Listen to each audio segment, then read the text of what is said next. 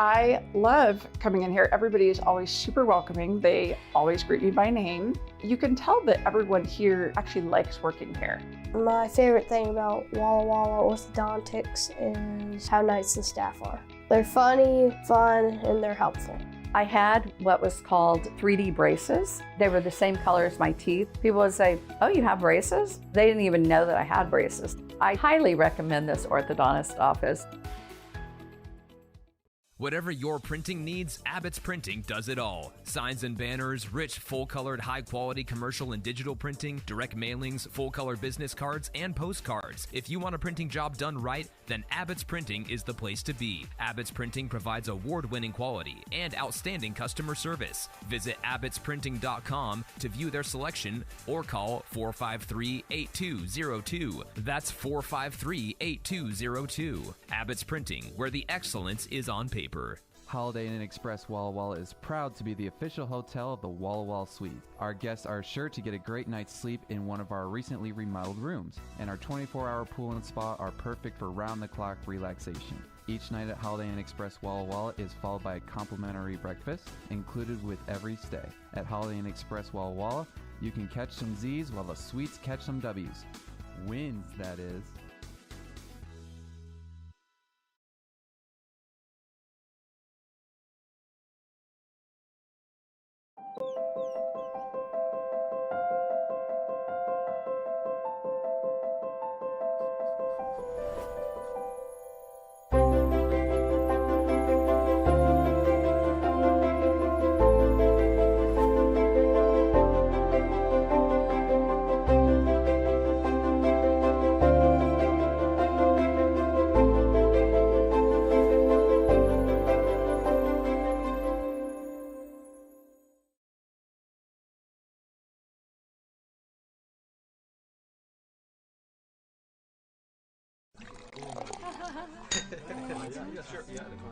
Tasting fresh isn't hard with Blue Mountain Cider Company. As the official hard cider of the Walla Walla Suites, our award-winning ciders have been crafted with love from local apples since 2003. Crisp, refreshing, and less filling than beer, Blue Mountain Cider is the perfect choice for any occasion. Check out our 8 flavors including peach, cherry, and harvest blend this summer. These ciders are sure to be a home run. Join us on Facebook and at drinkcider.com to learn more. Blue Mountain Cider Company, an apple a day, one glass at a time.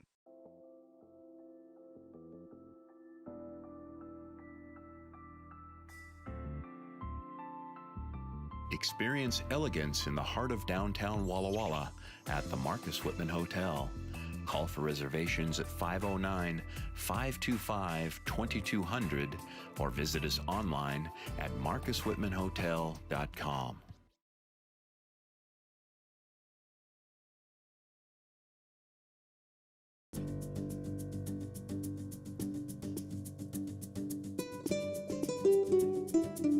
Welcome to hospitality. Welcome to luxury.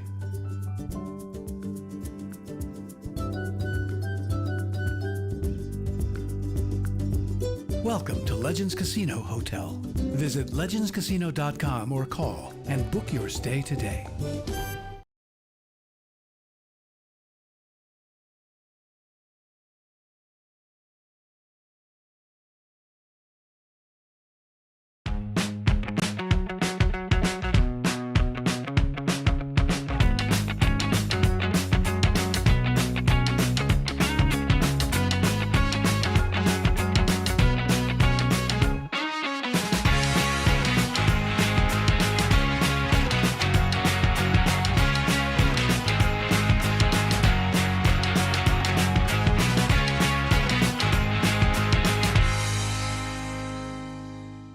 It's time to play ball with Underwriter Honda of Walla Walla, where you're more than a guest. You are part of the family. And here's an exclusive offer for all you Suites fans. Show us your Walla Walla Suites ticket at your next service visit and receive 10% off any regular price service performed. Formerly Walla Walla Valley Honda, same great automotive family and proud sponsor of the Walla Walla Suites.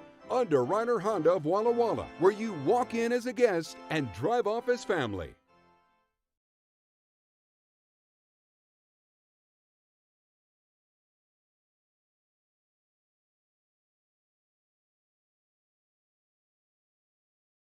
Washington homeowners are saving thousands of dollars on their energy bill by upgrading their home. And the best part is, CNGC is giving back even more money when you switch to a more efficient alternative. So you can enjoy increased property value, a higher quality of life with better appliances, and greater comfort for your family. Scan this QR code or go to cngc.com and save money on your energy bill. Washington's lottery gives out a lot of green to winners in schools and retailers awesomely. Nearly 600 mil to people that play.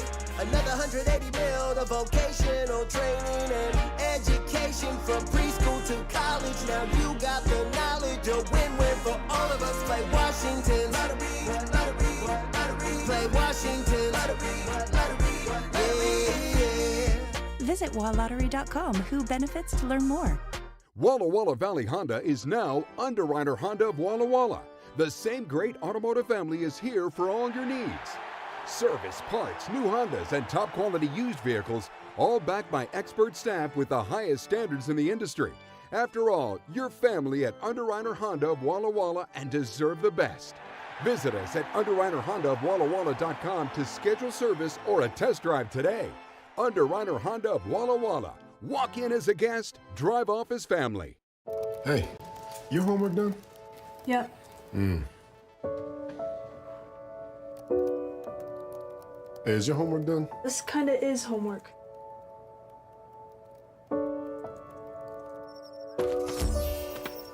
So, what do you think? I'm so proud of you. Can I play some more? Is all your work done? Washington's Lottery is a proud partner in the goal to promote college and career training. Each time you play, you're helping students statewide.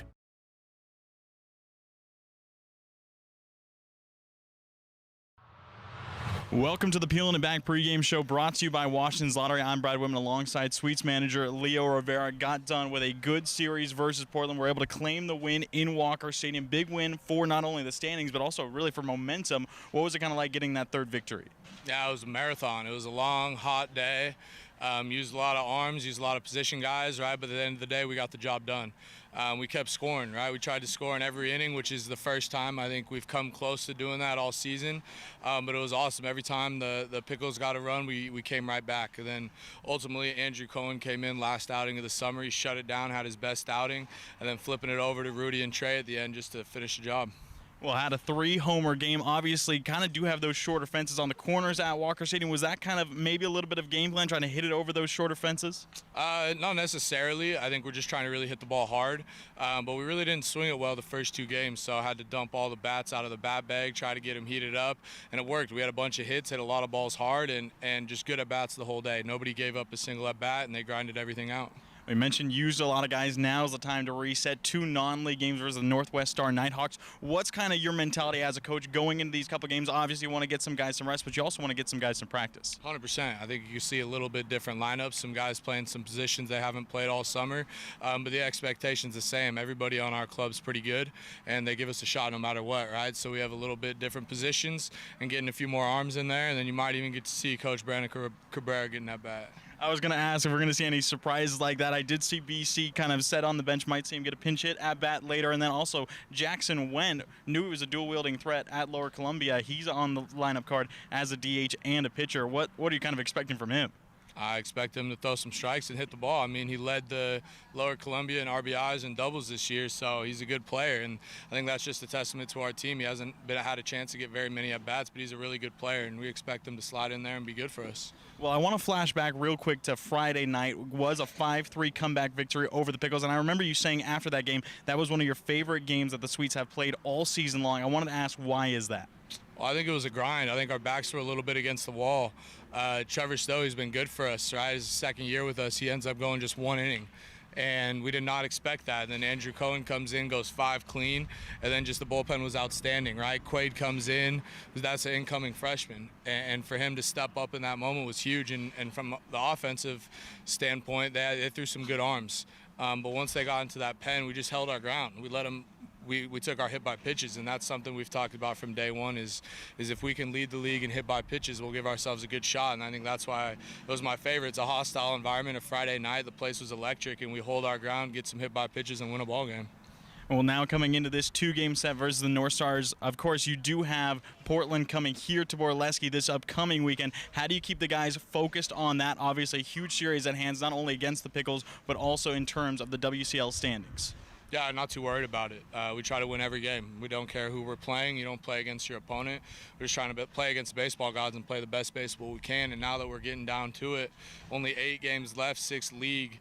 We're trying to peak. We're trying to play our best baseball down the stretch. We want to go 8-0 and carry it right into the playoffs. Well, thank you, Leo. Good luck tonight. Game 1 versus the Nighthawks set to go. 6:35 p.m. will be the first pitch. I'll see you then alongside Ethan Buckley. Play, stay, get away at Clearwater River Casino in Lewiston, Idaho. Owned and operated by the Nez Perce Tribe. Experience Namipu hospitality with 600 gaming machines, comfortable lodging, dining, and sports bar. Excitement is everywhere. The region's premier destination for events and entertainment. Win big with unforgettable concerts, comedy shows, and live sports action. Discover your next play, stay, get away. Visit crcasino.com and start your adventure today.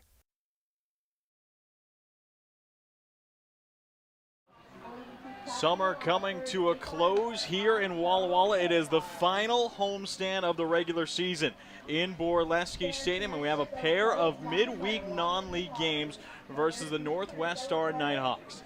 Thank you for joining us on the Walla Walla Suites Digital Network. I'm Brad Whitman alongside Suites catcher Ethan Buckley. Buck, how you doing today?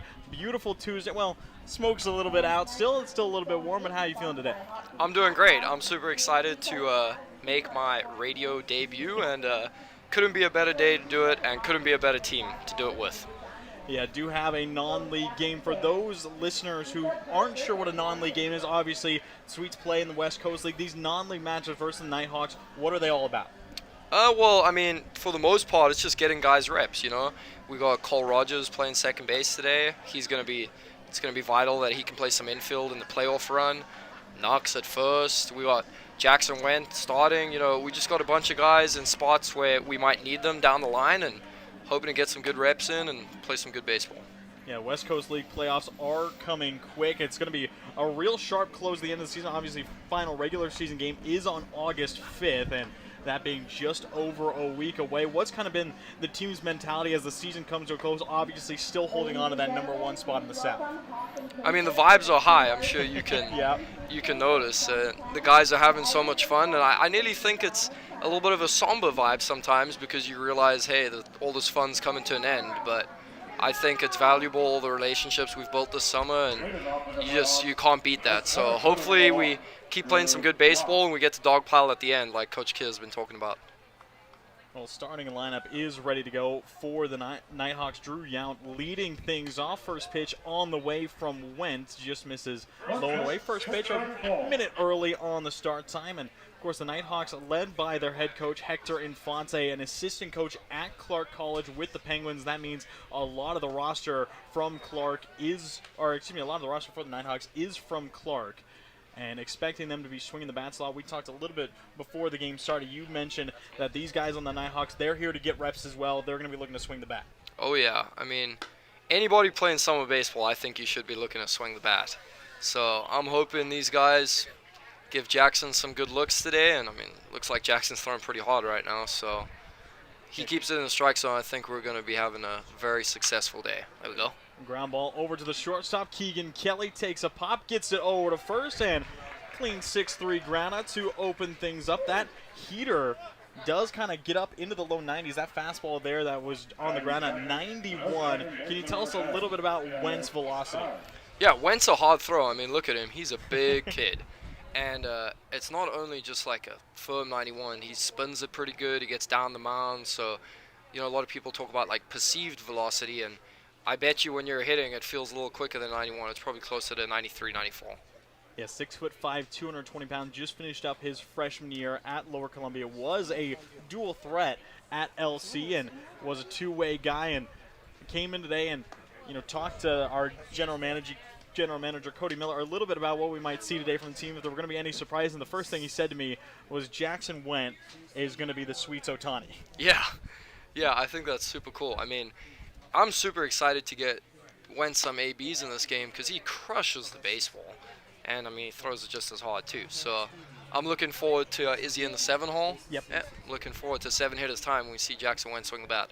Yeah, not only a good arm who can throw hard, but this past spring at Lower Columbia did lead the team in doubles and ribbies. So expect him to have some hard swings as well, as he does get back in the count 3-1. And again, expecting, I'm sure, for him to throw a lot of strikes. And, you know, your manager, Leo Rivera, has always talked about throwing strikes. I'm sure Corey Keir has as well. And we've talked a lot about him and the "We Are the Bulls" mentality. Can you tell the fans a little bit about that mentality, where it kind of came from? I think "We Are the Bulls" is just "We Are the Bulls." It's Coach Keir's thing. I don't necessarily know what it means, but we are the Bulls, and I believe it. He told us we're the Bulls, and I believe we are the Bulls. I think it's got to do with just winning and being a Bull for Coach Keir. Yeah, he always seems to talk about bushwhacker and kind of the mentality of being a Bull, and how Bull riders, I think, when they try and attack pitchers, they try and strategize, learn a pitcher's sequence and mentality, and try and overrun them, as we will see a walk go to Emmett Stein. The Linfield second baseman works down to the full count. So the first base runner board for the Nighthawks, expecting them to try and get a lot of guys on, but and still expecting a lot of those swings. And this is a guy that we talked about a little bit before, Caden Taylor, just finished up his freshman year at Clark, had a great season with the Penguins, was first team all conference, all NWAC, first team all region as well. Has a good bat, is going to ground it over to Rogers, flips it back to Keegan, sends it on to first, but not in time. This is our first time seeing Kelly at short. We've only, of course, being a later addition, only seen him at second base, and now Rogers in that spot, Kelly over at short. Do you know a little bit about Keegan's range over there at shortstop? I've heard, I mean, he played at Lower Columbia. I've played with Lower Columbia guys in the past, and they play the game really hard, and I don't doubt Keegan's going to be any different. And positive on that play, Cole made a good feed and not caught the ball at first, so we know he can play first base now. Catching it over there is one of the big things. Yeah. And we have seen Knock kind of have his tough times in the field. We'll see if maybe first base is his spot. Of course, still a young guy at UP. He's still got his time to develop, as close miss inside at 90. Make the count go 2 overs. The cleanup hitter, Liam Cliver. He's another D3 guy, one of the 2 D3 guys on the roster out of Pacific Oregon, playing with the Boxers this past spring. And again, all the roster is, I believe there's 16 guys on the roster. There's 1 guy who's graduated for the Nighthawks. I believe there's 1 who's played NAIA ball, 2 who have played Division III, and all the rest are JUCO guys. Okay. So a lot of guys looking to get some development with the Nighthawks, and it will just be a 4-pitch walk to Cliver. And I think the second walk we've seen does seem like Jackson kind of struggling to find that heater inside the zone a little bit. Now at this point in time, where kind of building reps in a non-league match, this is of course Went's first start of the summer, just his 4th appearance, being another later addition. Would you like to see him maybe slow the velo down a bit and make sure he gets it across the plate, or try and ramp it up?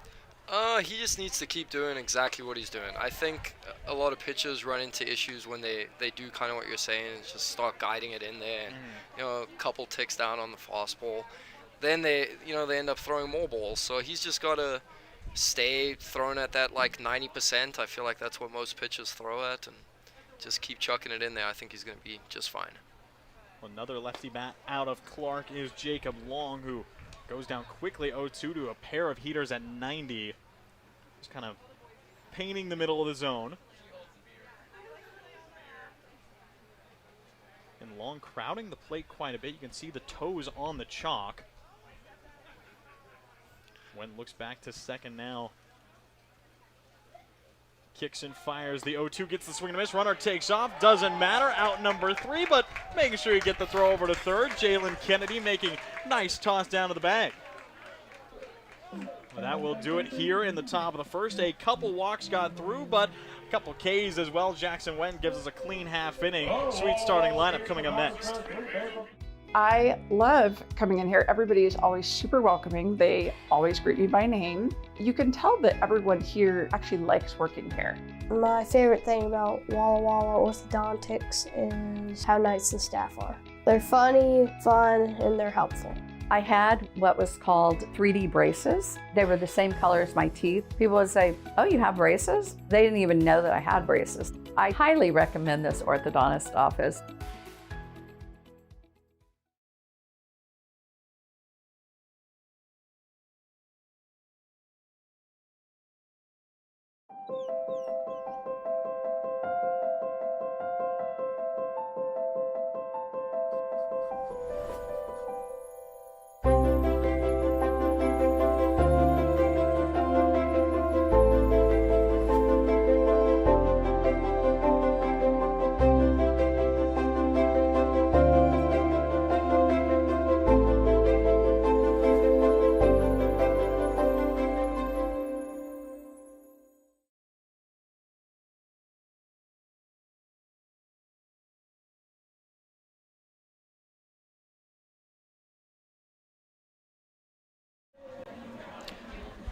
We've got the sweet starting lineup here. We've got Cole Rogers playing second base, Ronan Schofield in center, Logan Nakamura at first, Royce Hale in left field, Big Bad Bo Stinson in right, Jalen Kennedy catching, Jackson Went, the sweet Shohei Ohtani today, DHing and pitching, and then Keegan Kelly playing short, and good old Austin Owens at third base out of GCU. Yeah, it's a little bit of a different lineup we're seeing with Cole Rogers in the leadoff spot, obviously getting some guys some more time. He's going to get a lot of at-bats. Seeing Ronan Schofield, the incoming Wazoo freshman, he's going to get a lot of at-bats batting too. It'll be really interesting to see how he does today, not only batting second, but also in center field. Yeah, I'm super excited for Ronan. I mean, I know he played center field in high school, so I don't doubt the defensive ability isn't going to be there. And Ronan can swing the bat, so that's my sleeper pick, or not so sleeper pick today for a very successful day at the plate. Hopefully it pans out. And on the bump for Northwest Star is Ethan Scotto, righty out of Clark. He didn't get a ton of time with the Penguins this past spring, did get 9 relief appearances, and due to the NWAC's participation rules, which I think we just kind of learned about as doing a little bit of research into Ethan Scott, actually got himself a redshirt year, so will come into the spring of 2027 as a redshirt freshman, likely still at Clark, but he's a guy who's still gaining reps, and it'll be kind of interesting to see how he attacks these Sweets hitters. Yeah, I'd imagine if he's a junior college guy, they're going to be filling up the zone, especially you play in the NWAC down there in the cold. If you throw strikes, you're prioritized and you will have a lot of success. So I'd imagine Scott's going to be a 2-3 pitch mix, probably fastball, breaking ball, and he's just going to attack our guys. Stands at 5'9", 200 pounds, and kind of looks like a lot of that weight is built a little bit more into the legs as that ball comes in at 84, and expecting very much the Sweets bats to be aggressive, and no doubt expecting Leo Rivera to try and emphasize that to the players. I'm guessing he's just saying swing away. Oh, yeah. Leo, I mean, even in our league games, our approach is just hammer the heater. You know, we're looking to hit the fastball as hard and as far as we can. And then when we get to 2 strikes, we're looking to fight and, find a way to first base. And I think we've done a super good job at that this year. We're doing really good at not moving our feet, getting hit by pitch, as I'm sure you've seen. Yeah, Trevor T still leading the West Coast League in hit by pitches. Gage Reeser, who was a later addition to the roster, he stacked up quite a few as well. And do you think T does anything unique to get hit by a lot of pitches, or is it just kind of the way he looks? I don't know. I've been wondering a very similar thing. Something he does super good is he just leaves that arm in there. I mean, that $70 he spent on that elbow guard is very valuable to T, and he puts it to good use. So I wish T was playing today because I'd be able to kind of see where he stands in the box. But, yeah, I mean, he just gets hit. It's awesome. Well, it will be a 5-pitch walk to Rogers, so Cole gets aboard nice and easy, and that brings up Ronan. And the good lefty back committed to play at Washington State, and just turned 18, I believe, a few weeks ago. The youngest guy on the roster by far, and he's kind of gotten the tail end of it a little bit from some of the older guys on the team. And first pitch is going to be a one-hopper over. Play made over to second. The relay back to first is in time, and one pitch. Schofield grounds into the double play. Real good play by the first baseman there, getting back to the bag. Yeah, that being Wyatt Brannan, a Walla Walla Community College commit, so he'll be playing around Walla Walla come next spring. And over at first base, just spun it to the shortstop in Taylor, and then got it right back. And first base is one of those positions where you're a little bit more steady on a part of the infield, but those being one of the toughest plays to turn is getting a ground ball to you, spinning it to second, and then having to return. It can make you a little bit dizzy. Yeah, no, definitely. And I think he did a phenomenal job there finding the bag. He looked super in control. I do suppose a little bit easier as a left-handed fielder, but no, good credit to him. Good play. Well, you've had to play some first base in your time. I think that came as a surprise to me. I don't think I'd never seen you play first until you did a couple weeks ago. Do you kind of prefer first base, or how's it kind of stepping away from catching out onto the field? I just like playing the game. I mean, I'm trying to convince Coach Rivera to let me play all 7 positions tomorrow. I don't know how well I'm doing at that. Maybe tomorrow you guys tune into the broadcast and I'm playing shortstop. But that would be. I've heard you say that you can play a good shortstop. Yeah, I mean, I believe it. But to kind of go back to your question, I love catching. I mean, you're so involved. You get to kind of be the mind of the game. But I don't know. I enjoy venturing over to first or DHing. It's kind of a little bit relaxing. Just focus on hitting. Well, and we've talked about how catchers have to call games as well for the Swedes. Of course, we had that interview with you, Troy, Jalen, and Coach Keir talking about how Swedes catchers have to call games as a breaking ball that was hung way up high at 71 knock, turns it foul 87 off the bat, just a little bit early on it. But when it comes to calling game, we talked a little bit about it during that interview, but for those who didn't hear it, what's kind of the mentality that you go into creating a plan with a pitcher? Yeah, well, I mean, we're lucky on this pitching staff here with the Sweets, where we've got a lot of good guys with a lot of good stuff, so it makes it a lot of fun. But the knock flies one out to center. Settling under it is Younts. He will make the catch towards the right center gap, and we'll be 1, 2, 3 when we'll come back to that conversation, Buck, into the second inning, but scoreless through 1. We'll be right back.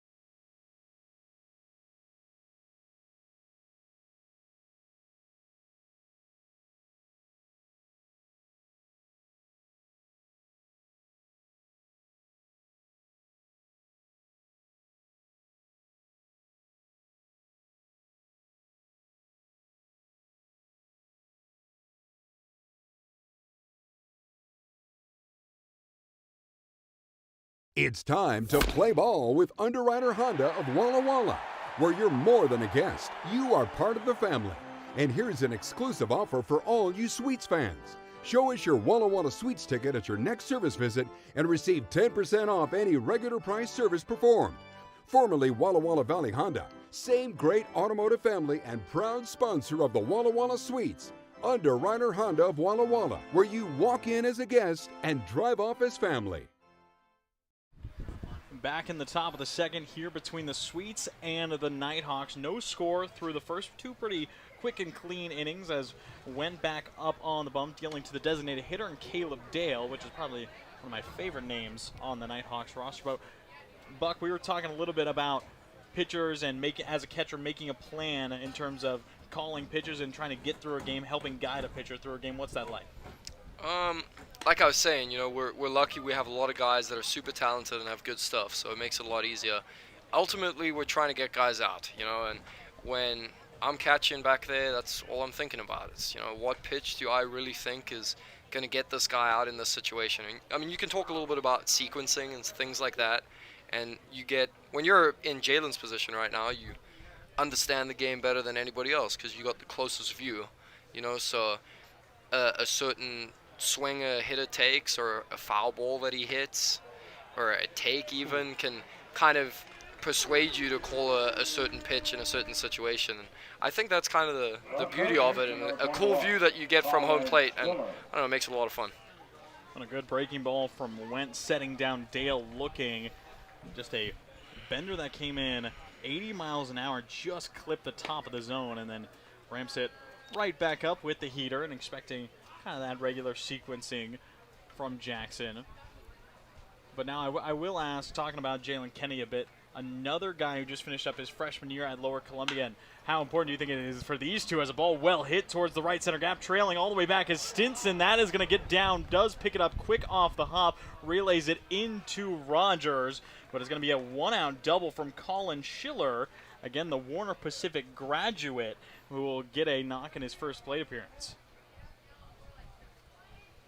There we go. What were you saying about Jalen? Well, I was talking about Jalen and how important it was. Yeah, how important it is to have two guys who not only come from the same school, but played one another in an NWAC winning season, and not only that, two guys same age, same class, and kind of have that chemistry already built up, and now getting more reps coming into the summer.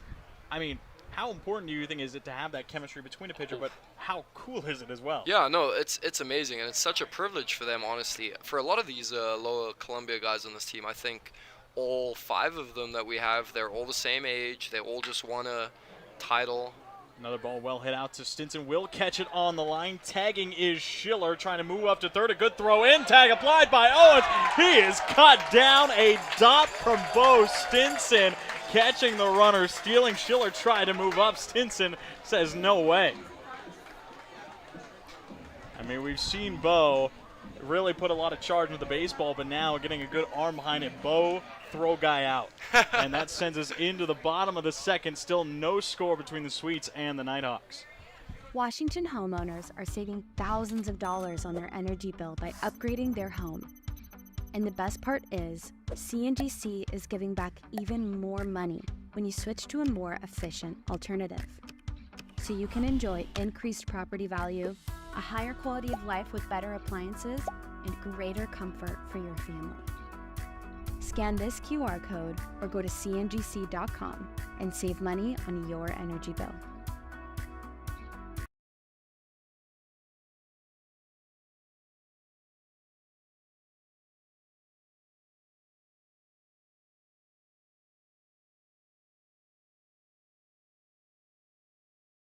Washington's lottery gives out a lot of green to winners in schools and retailers awesomely. Nearly 600 mil to people that play. Another 180 mil to vocational training and education from preschool to college. Now you got the knowledge of win-win for all of us. Play Washington lottery, lottery, lottery. Play Washington lottery, lottery, yeah. Visit walllottery.com. Who benefits to learn more. I love coming in here. Everybody is always super welcoming. They always greet me by name. You can tell that everyone here actually likes working here. My favorite thing about Walla Walla Orthodontics is how nice the staff are. They're funny, fun, and they're helpful. I had what was called 3D braces. They were the same color as my teeth. People would say, "Oh, you have braces?" They didn't even know that I had braces. I highly recommend this orthodontist office. Back in the bottom of the second, still no score between Walla Walla and Northwest Star. And, you know, we were looking at things to talk about a little bit, but coming back into this inning, and kind of the biggest thing is our base coaches today. You know, usually have your your manager Leo Rivera over on third, then you have Brandon Cabrera over on first. A little bit different today. Henry Carson, who has gotten some games at first, is now the third base coach, and over on first is a fellow catcher in Troy Osborne, and he's a little ways down the line. Almost didn't spot him at first. Yeah, Troy's, it seems like he's hiding away down there. He's doing his best BC impression. Oh, BC would not be happy about Royce skating out the way there. Yeah. Guy like Trevor T, let's hit his elbow every time. Yeah, I mean, a big difference between those two guys in terms of stature, and that ball came in at 85 towards that front elbow, and I believe Royce does have a guard. Little one inside this time, turns it foul. Royce, a big pull hitter in his own right, and talked about kind of his swing as soon as he's joined the Sweets, has just such a massive long swing and can get beat up inside a little bit, but when he's able to get a hold of one, I mean, we've seen what he can do with the baseball. Oh, it's special. It's special. I live with Royce here, same host family. Shout out Ray and Ellie. And not only can Royce swing, he can sure sleep. Royce sleeps so much, and I'm convinced he's still growing. So he gets a little taller, he's gonna be real good. He's a big guy. He uses a lot of energy. I believe 6'5", 220 or 230, I believe, and going into his senior year, he's transferring down to Long Beach State to play with the Dirtbags, and I don't know how he'll do in the heat. As a fly ball out towards right field, Long coming in, he'll settle under it for the first out. Again, we have seen a lot of guys kind of go through the transfer portal this season, especially a lot of Seattle U guys. I mean, with the way college baseball has moved a little bit, we have seen players move around very frequently, and I want to know what's kind of your view as a guy who's still playing college ball on all the movements that guys knew now, moving schools, transferring teams, and kind of trying to build their careers that way. Yeah, it's such a different dynamic to what it was like when I started playing college baseball. And, you know, I think a lot of people kind of hate on people moving around and things like that.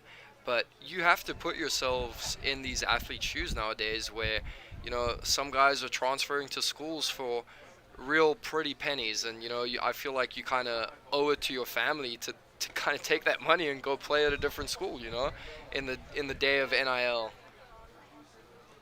Yeah, and definitely we've seen guys have the opportunity. I mean, a lot of the Seattle U guys are kind of that come to the forefront who played for the Sweets. Peyton Knowles being a big one who had a standout year with the Red Hawks, now going to go down to Troy, down in Alabama, play with a team who made a Men's College World Series this past spring. Saying, as mentioned, Hale going down to Long Beach State, Isaac Hallam, the closer, going from Seattle to San Francisco, and just a lot of big changes. And I do agree with you. Obviously, you can talk about loyalty and talking about trying to stick with teams, but at the end of the day, you are going to go where you're going to be able to make the most of yourself, and sometimes that doesn't always end up staying in the same place. Mm-hmm. I definitely agree. And another guy you missed out on there is our stud this year, Sam Kane. Yeah, that's a Seattle U guy too. So Seattle U producing a lot of talent. It's just it's a pity they can't hold on to their guys. I think they'd be able to make a good squad. Well, another good piece of talent they produce has been your manager, Leo Rivera. And, this is his first season as a head coach. As a comebacker, we'll head back to Scott Fields. A clean flips it over to Brannon for out number 2. But his first year as a head coach anywhere, helping to try and lead the Sweets to their first playoff appearance since 2019. And it was kind of unpredictable to know what we would see from Leo coming into this season as just getting his first head coaching gig. But he's made the most of it. Oh, yeah, he has. And, as a player, just like kind of being a part of it, I think Leo has done a phenomenal job. I've been grateful enough to play for a lot of head coaches now in my college career, and Leo is going to be really good at this whole head coaching thing when he gets a job at a university in a couple of years. Yeah, of course, still an assistant coach over at Seattle, and that's part of why we saw so much Red Hawk talent being displayed for the Sweets this summer, and had himself a good bunch of connections. Brandon Cabrera over at Gonzaga got a lot of guys in, and saw some Lynn Bend Community College former LBCC guys as fly ball will fall out towards the Nighthawks bullpen. Count will even up for Kennedy. And a Central Washington guy yourself, Buck. How did you get the call from the team? Who did you talk to? I spoke to Leo. So okay. Leo and I's WCL history kind of dates back to the same day. Leo begun his coaching career with the Springfield Drifters in it would have been 2024. Yep. And I was playing for the Springfield Drifters in 2024, so it was pretty cool. I was getting to play in the WCL for the first time, and Leo was getting to coach in the WCL for the first time. Ground ball from Jalen, heads over to Schiller, takes a beat, gets it over to first, and the defense is putting on an early display in this non-league matchup as we are through 2 shutout innings, no one being able to put anything across. That sends us swiftly on to the 3rd in this 7-inning game.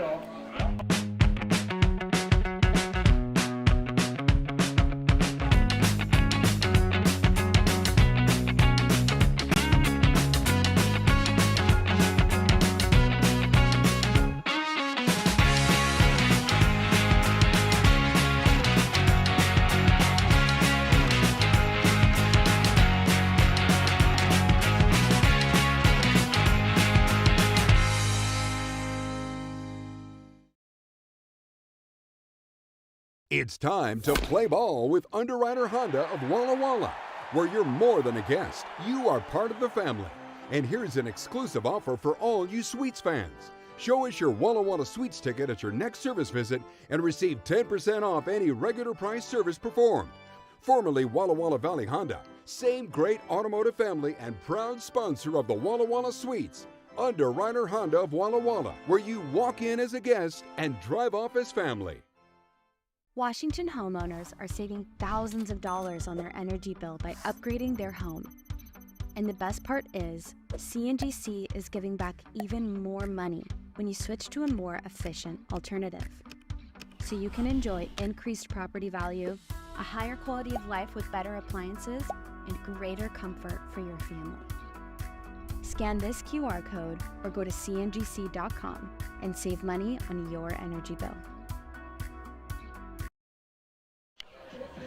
So we're talking a little bit before the break, Buck, about how you knew Leo Rivera playing with the Springfield Drifters back in 2024, and you've been a guy who's been around the West Coast League a lot, starting with the Drifters, playing with the Pippins, and now with the Sweets. What's it been like kind of being in this summer league for so long?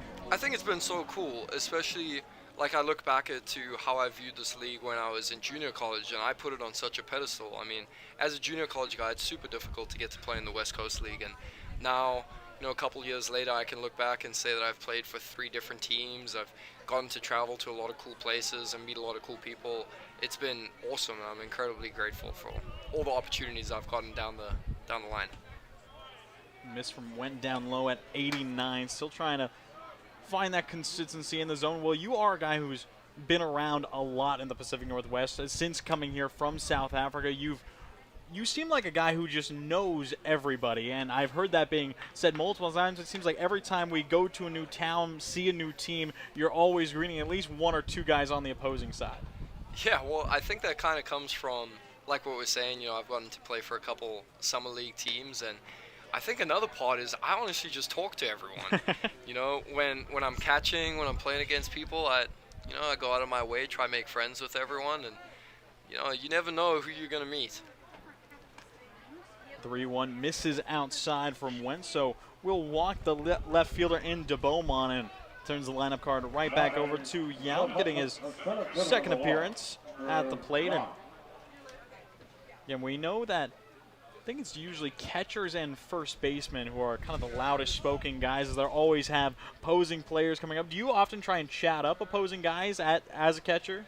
When I'm catching, not as much as when I'm playing first base. When I'm catching, I'll always, a guy's first at bat of the game, I'll just say, have a good one, good luck today, something like that. I like to be respectful and, a little bit of gamesmanship. I think if you kind of wish your opponent luck, maybe, just respect the game, respect them.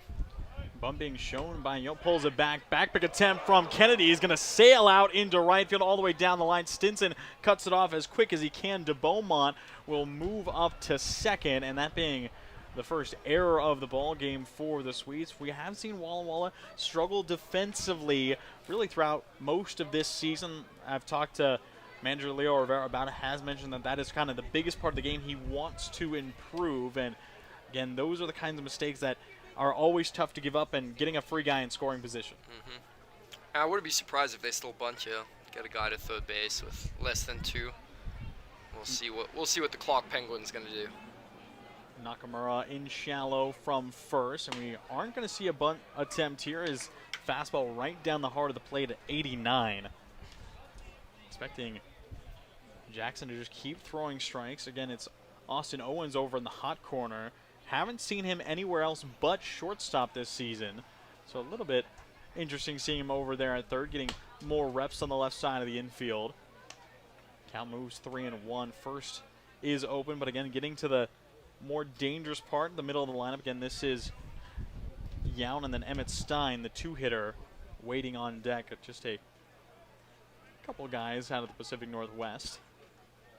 As Went kicks, fires a 3-1. It's going to get lined into left field. That ball gets down. A little bit of a late jump from DeBeaumont. Will get the stop sign over at third as the toss quickly in from Hale, and Royce down on the grass out in left field. I believe just putting everything he had into that throw seems to be good. Nothing wrong with a little bit of a janitor throw from the outfield. No, I like it. I mean, he hustled, got to that ball quick, got it in, hit his cut. I mean, what more can you ask for than that, right? It looks like we will see a meeting on the mound. Corey Keir will come out and talk to Went. As a catcher who has been a part of these meetings quite frequently, what do you often see that Coach Keir is telling these pitchers when he kind of steps out there? I mean, a lot of times in this situation, I bet you they're going over what they're going to be doing right here with the first and third situation. He's probably telling them that there's not a 100% chance that they don't bunt here. They might, safety squeeze, especially with this being a lot of NWAC guys. But honestly, Coach Keir is going out there. He's pumping Jackson up, giving him the confidence that he needs and that he has in himself. And in the time being, too, kind of buying some time for what should be JT down there in the bullpen. Yeah, the Grand Canyon lefty who we've only seen, I believe, once so far this summer. He's still just a guy who had to join the roster a little bit late, and we have, of course, seen some good arms out of Grand Canyon so far. I mean, having a good bit of talent. Austin Owens over there at third base, and of course Andrew Cohen, who's been really great to see after not getting much time as a freshman this past spring, and ball missing inside. Seeing the quick kind of pop from JK back there, maybe expecting the steal out of Yount. Do you think he'll be in motion here? I don't think they'll be running just yet with no outs. I bet you they try swing the bat here, hit a sac fly or something along those lines. And Emmett Stein does swing and foul one away. Stein, a guy out of Linfield, playing some Division III ball in the Northwest Conference, and being just one of two Linfield guys on the roster. Do have a guy out of Pacific, that being Liam Kleiner, the cleanup man. We will see the runner and Yount in motion. JK trying to gun him down, but not in time. So Yount swipes second and puts two in scoring position for the Nighthawks. I guess I wasn't right there. These Northwest Stars guys, they're playing the game different. Well, they are looking to stay a little bit of aggressive here, as again, the Nighthawks, just a non-league opponent of the West Coast League, have gone around and played really a ton of teams around the South. I believe the Nighthawks, based in Ridgefield, Washington, kind of the same home as the Raptors, have gone against Ridgefield quite a few times. Believe they've traveled over to Yakima in the Orchard playing the Pippins. We've seen them maybe play Wenatchee a couple times, head into Oregon, play some teams there. Portland, would expect probably the Berries a couple times. And they have been around playing teams, and another well-spotted fastball just at the knees. As that catching just the bottom of the zone from Wen. So gets the count to full versus Stein. Would love a punch out here, and instead is going to track down low, that being another walk issued, and the bases will load with no outs. And it looks like with that, Coach Rivera will come out and he taps the wrist, makes a call to the pin. So it looks like it will be the GCU lefty in JT Lewis who will come out and take over for Jackson Wen as he shakes it off and will exit here. Got through the first 2 innings clean. Now the bases do load and a lot of pressure on Lewis to step in, try and clear him. We'll let JT get warmed up and we'll be back in just a moment. Hey, your homework done? Yep.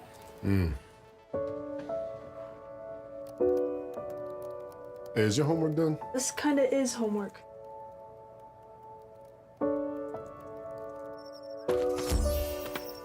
So, what do you think? I'm so proud of you. Can I play some more? Is all your work done? Washington's Lottery is a proud partner in the goal to promote college and career training. Each time you play, you're helping students statewide. Play, stay, get away at Clearwater River Casino in Lewiston, Idaho. Owned and operated by the Nez Perce Tribe. Experience Namipu hospitality with 600 gaming machines, comfortable lodging, dining, and sports bar. Excitement is everywhere. The region's premier destination for events and entertainment. Win big with unforgettable concerts, comedy shows, and live sports action. Discover your next play, stay, get away. Visit crcasino.com and start your adventure today.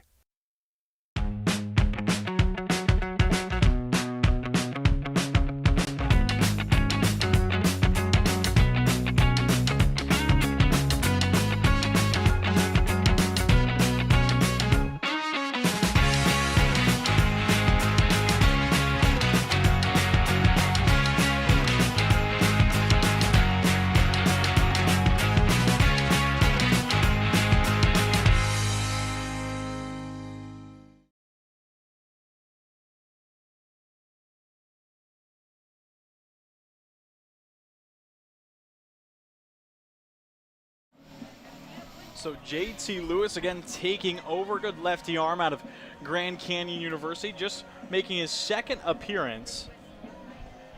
Getting put into quite a situation here. Bases loaded, no outs. And it is Caden Taylor, I believe, a switch hitter out of Clark, as he did bat lefty his first time up. And we talked about Taylor commitment to Northern Colorado after having an all-region season with the Penguins this past spring, and I believe that switch hitting being a part of it. And first pitch he sees, he's going to rope towards the Sweets bullpen and keeping the pitchers on their toes as trying to field it. Didn't want to leave the bench down there. Seems very typical of the pitchers. I'm excited to see this Caden Taylor hit from the right side. Yeah, a lot of switch hitters are usually not as good from the right side just because of the lack of left-handed pitching you see, but I guess time will tell you in this at-bat how Caden is. Now a good pitch up high, force a foul tip as the count moves to 0-2. And Taylor batting lefty his first time up versus Jackson Wint did roll over to the second baseman and Cole Rogers. Now getting his first right-handed swings, immediately trails on the count 0-2. And JT only one appearance this past summer so far, and that was back on the 22nd, just under a week ago, right here in Borleske versus the Pippins. Deals 0-2 towards the inside corner at 74, just fading in.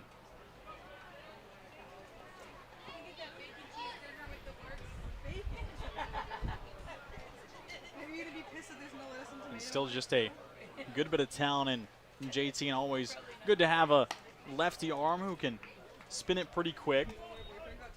And I don't believe the Sweets having a ton of lefty arms in the arsenal. Just like I was saying, I mean, they're tough to come by.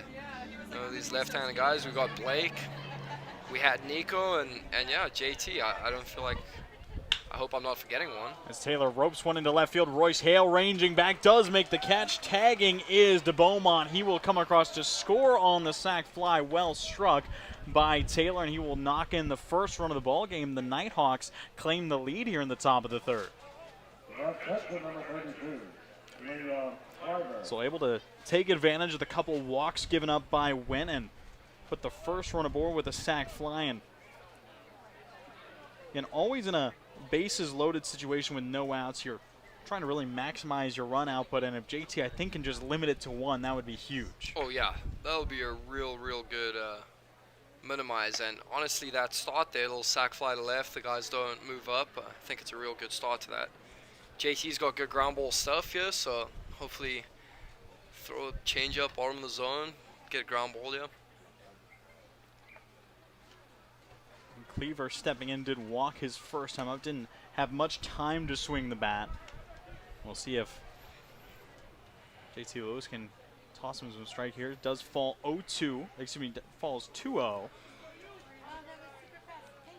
And still a bit of a tougher day. It is 84 here in Walla Walla, and the air quality still deemed unhealthy. The index saying about 130 to 140 right now. As, of course, this is a non-league match, but West Coast League rules deem that 175, anything above that is unplayable.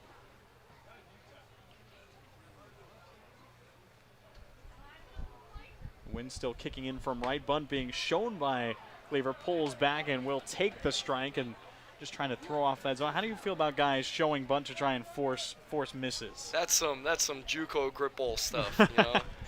I think some people get a little angry about it, but you know, all power to him. These guys are trying to win this game, and if that's going to help JT throw a ball forward, then I mean, there you go.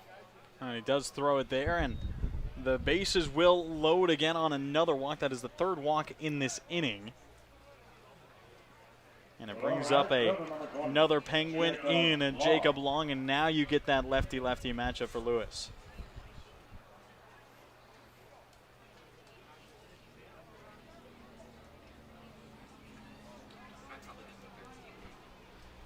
Do you think JT was gonna live a little bit more outside here? Yeah, I bet you he's gonna try to. I mean, they have fastball outside part of the zone. I think JT, if I were in his mind right now, I think he's just thinking about attacking this guy, trying to force weak contact. He's not necessarily trying to strike him out. We got good athletes behind him, so pound the zone. And kicks and fires into the dirt. A good stop from Kennedy behind the plate, staying agile. Talked a little bit about it pregame. JK is a guy who's very built, a very stacked guy. Oh, yeah. Good, he also good body behind the plate. Yeah, he also gets real low to the ground. Like some of the guys in the dugout make fun of how dirty his pants get every single game. It's very unique, but really helps him block those balls. And now a ball is going to sail away and get right in the back of Long, and a hit by pitch will bring in the second run for the Nighthawks. And don't think that's going to leave too much of a bruise. Came in at 70, looked like kind of right between the shoulder blades. Yeah, I think he's going to live to fight another day. What do you think, in your experience, where's the worst spot you've gotten hit as a player? I don't think any spot to get hit in is nice. But, no, I think it's less than ideal. I think this season we've seen it pretty evident. Anything in the forearm or in the hand tends to be pretty annoying for the guys. It kind of puts them out for a couple days, maybe even a week or two. Anything that hits you kind of in the big bellies and like the big muscles, those are fine. But I'd say staying away from the hand, and then of course, you know, Landon Young in the face. Yeah. You know, that's terrible. We've seen a couple of, I mean, Landon Young did get hit in the face earlier this season. We've seen Troy Osborne. He's got hit in the face and the head. Mm-hmm. He's kind of taken a real beating this summer, but he seems unaffected by it. And that's the thing that impresses me but also scares me. Yeah. Troy's one of a kind. I mean, he's coaching first base today, and he's having a great time. But, yeah, no, Troy's one tough guy, and it's been fun to spend another summer with him. I got to play with Troy when he was, I think, a junior in high school, and, you know, I'll tell you, Troy has not changed one bit mentality-wise. Now it's going to be a line drive up the middle. That's going to fall in front of Schofield. Another run will come across. The Nighthawks just moving station to station, and it looks like Logan Nakamura a little bit late to the cutoff at first, as usually you'll see a first baseman cut off anything with runners on from right and center field. And it looks like he was a little bit late to the punch getting out to the mound. New position for him. Yeah. No, Nuck's going to be fine. He's going to be fine. He's an athlete. He likes playing the game. And, you know, so what? We had Jalen there to back it up. But we need a ground ball here, or punchy, get out this inning and go score some runs. First miss outside again since Lewis has come in. It's been a sac fly, walk, hit by pitch, and now an RBI single up the middle. And it looks like Coach Corey Kier signaling for someone else to get warm. I believe that might have been Joey Genduso up there walking around. It's going to be a swinging bunt to the left side. Austin Owens is going to let it go foul, and I think the right play there is it would have been a really tough ball to charge and get over to knock. So seeing a little bit of good IQ out there from Owens. Mm-hmm. Real good decision out of Austin there, especially as a guy, like you said, hasn't played third base much this year. I'm sure he's played third base in his career, but I like that decision out of Austin. Does have a pretty good arm we've seen on the left side of the infield. Is a very agile guy out there at shortstop. Has made probably the most best plays out there at shortstop this season, but now playing third base. And again, I am interested to see him in that spot, having to make a little more quick time reactions in close and maybe test the arm a bit more. Well, I mean, like you said, I think he's going to be just fine over there. You know, there's a reason you put your best defender at shortstop most games, and I think their abilities transfer pretty well to different positions. So I got no doubt that Austin's going to be just fine at third base today. So it is Schiller who evens up the count 2-2 with the foul tip. And again, this is the guy who graduated out of Warner Pacific just this past spring. And usually you'll see college guys, and obviously in the West Coast League, only for players with college eligibility. But of course, in a non-league matchup, the rules are much more flexible. And Schiller, a guy who just out of college, and we'll see probably a guy getting that bat later on this game who is also just out of college in Brandon Cabrera, and excited to see that at bat from him. Oh, I'm super excited, and you know, I think there's a lot of guys maybe subtly rooting for him to get out so that they can, you know, tease him a little bit, but I think it's going to be a good at bat. Hale makes the grab out and left. Tagging is Cliver. He'll come across to score, so it's a sac fly from Schiller. So he'll have a double and a sac fly on the evening, and that will score the 4th run for the Nighthawks as they have extended the lead big time here in the 3rd inning. And now it's going to have to be really up to the Sweets offense to try and turn around in the bottom half. 100%. I mean, they've just played some real fundamental baseball this inning. You know, they're taking good at bats in good situations, hitting their sac flies, and we saw earlier that single up the middle, not trying to do too much. It looks like time will be called. I believe that being JK calling time, just talking to Lewis. And here's a right-hander getting loose. That is Genduso starting to get warm. Haven't seen too much of Joey this summer, as I believe he's been battling through injury a little bit, and it's going to be nice to see him get an appearance today. Yeah, definitely. I mean, Joey's a guy a lot like Went, where they have very, very good stuff. Joey also hit at school. Yep. And it looks like we're going to be seeing him. Yep, here he comes. Actually not taking much time. And also it will be a short appearance out of JT Lewis, as able to pick up 2 outs through sac flies, but the Nighthawks have just kept battling here in the bottom of the 3rd as they add on more. It is now 4-0 Northwest Stars. Lewis will exit, and the right-hander out of Arizona Christian and Joey Genduso will make another appearance on the summer. We'll let Joey get warm and get back to you. It's time to play ball with Underwriter Honda of Walla Walla, where you're more than a guest. You are part of the family. And here's an exclusive offer for all you Sweets fans. Show us your Walla Walla Sweets ticket at your next service visit and receive 10% off any regular price service performed. Formerly Walla Walla Valley Honda, same great automotive family and proud sponsor of the Walla Walla Sweets.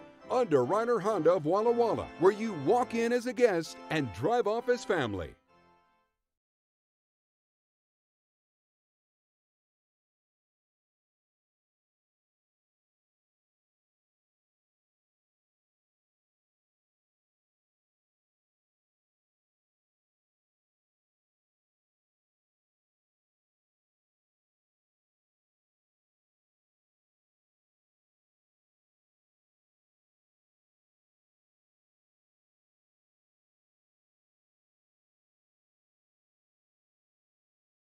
Washington homeowners are saving thousands of dollars on their energy bill by upgrading their home.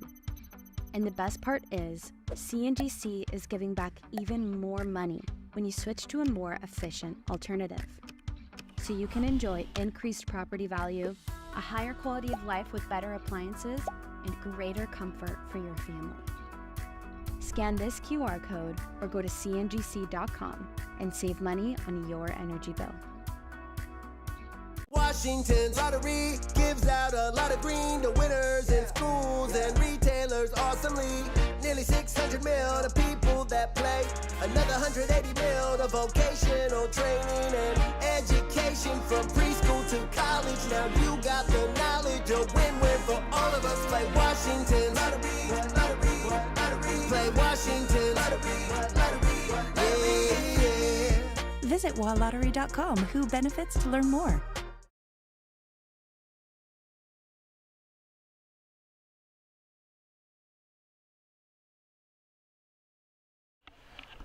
Top of the third inning resumes here in Borleske Stadium. Reminder, it is a 7-inning game, both tonight and tomorrow night versus the Northwest Star Nighthawks. Just trying to keep all these guys healthy in these non-league matchups, as again, it's Joey Genduso out of Arizona Christian making another appearance on the summer and trying to get the Sweets out of this half inning, which has been a struggle for Walla Walla. I've given up 4 walks, a hit by pitch, and a couple singles. And the Nighthawks have really just been able to take advantage by not trying to do too much, putting balls in the outfield grass, getting some sac flies and knock in those runs. And now we're going to see a towering pop-up in foul territory. Owens rushing over to get it, has to get out of the way of the third base coach for the Nighthawks, but will secure it. And Austin Owens makes his first put out over at third base, and that will send us on to the bottom of the third. So Joey Genduso coming in, doing a job, and now the Sweets bats will try and chip away at this lead.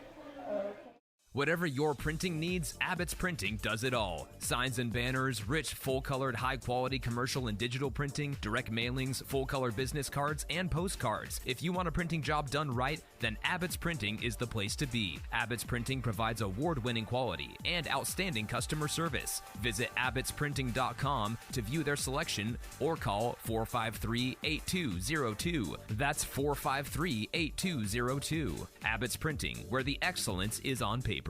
Holiday Inn Express Walla Walla is proud to be the official hotel of the Walla Walla Suite. Our guests are sure to get a great night's sleep in one of our recently remodeled rooms, and our 24-hour pool and spa are perfect for round-the-clock relaxation. Each night at Holiday Inn Express Walla Walla is followed by a complimentary breakfast included with every stay. At Holiday Inn Express Walla Walla, you can catch some Z's while the Sweets catch some W's.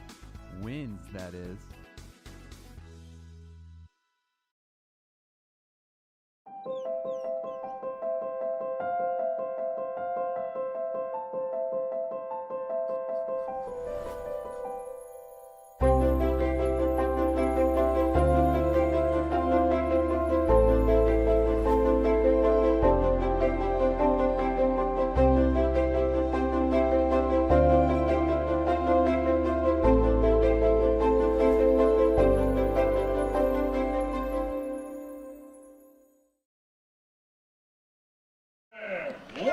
So Jackson Went exited the game as a pitcher, but of course still in the 7-hole as a designated hitter, getting his first at-bat of the evening, going head-to-head with Ethan Scott, trying to tear away this Nighthawks lead. Swings at the first breaking ball he sees, was a little out in front of it. Yeah, I don't think a lot of guys get on the mound and look at Jackson and say, yeah, I'm going to throw him a fastball. You're going to try and stay away from giving him something straight, and inside this one will get Went, and first hit by pitch on the Sweet side, and you're pretty enthused about that, Bug. Look at that. That's just the Red Devil Lower Columbia way. I know all the coaches right there are going to be very proud of their guy Jackson, making sure that hits him. Well, it all starts with one. Sweets get themselves a base runner, just their second of the evening. It was Cole Rogers who got on through a walk in the top of the first before getting put out as a part of a double play. Now Keegan Kelly will step in for his first at-bat. And another good bat we've seen join us from Lower Columbia. Is excited to see what he's able to bring. We've seen a lot of Red Devils join us, a lot of pitchers really trying to bolster the Sweets pitching staff, but have seen a few position players, Jalen Kennedy being namely one and then Kelly being the other, and Scott will go check on our designated hitter and gets that white uniform from Wen a little bit dirty.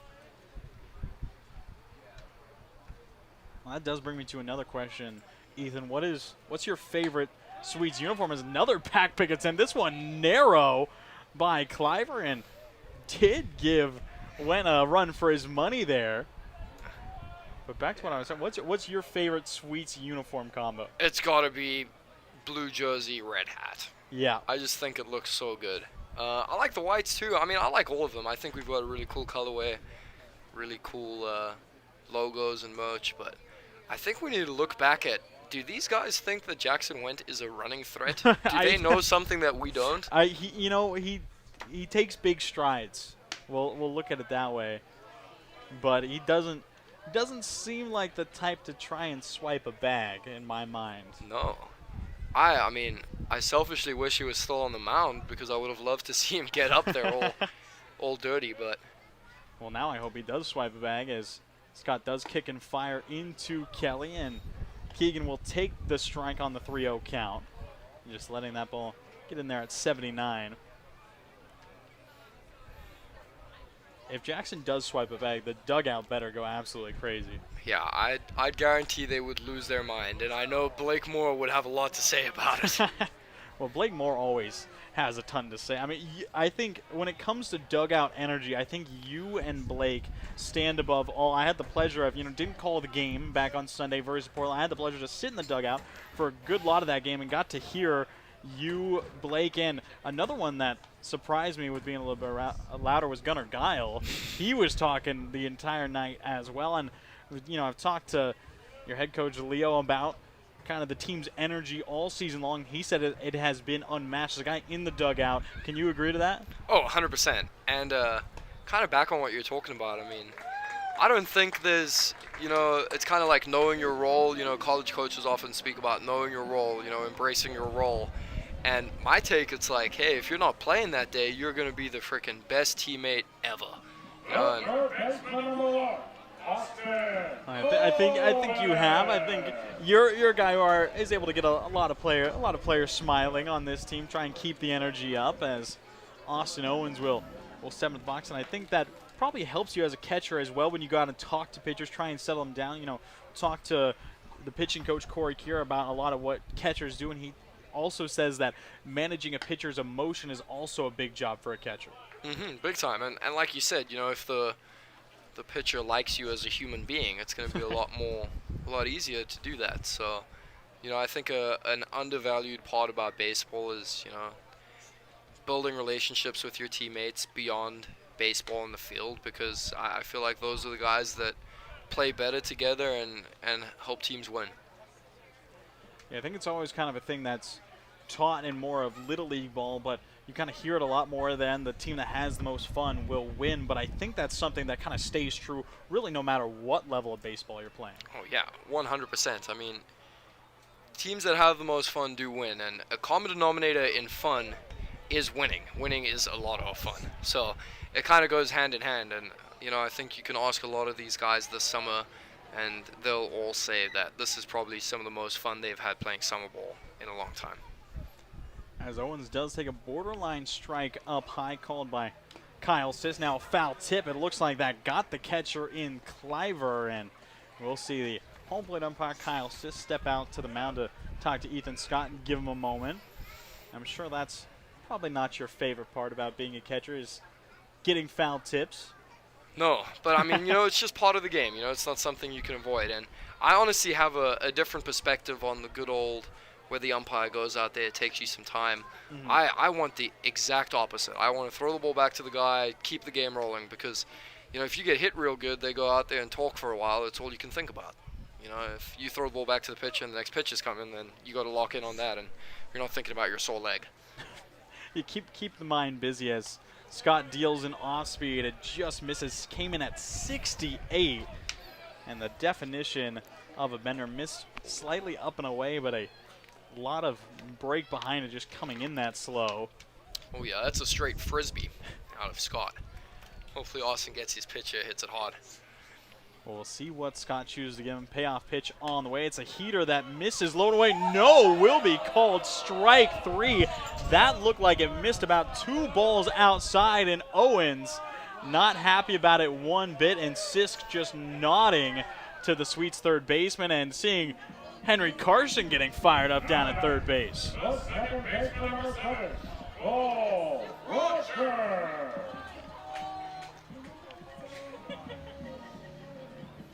Yeah, TrackMan showing that ball did miss about 6 inches outside. And now Cole Rogers' first pitch swinging goes out towards the right center gap. Yount over to get it, will make the catch. Tagging is Wendt. The big speed threat moves up to third, and it'll be runners on the corners with 2 down. It seems like that might have taken some wind out of the sails a little bit. Kind of a tough strike 3 call like that, especially when you have 2 runners on with no outs. It's kind of tougher to keep the energy up after that. Yeah, that's a big momentum shifter, but a good swing by Cole there, and hopefully we can compound it with a good at bat out of Ronan here.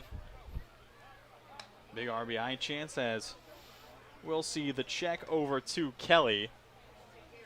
There's two Red Devil teammates on the base pass, and Ronan Schofield just finished up his high school career, trying to knock in some runs, get the Sweets on the board, and takes a pitch to the low and away corner at 83.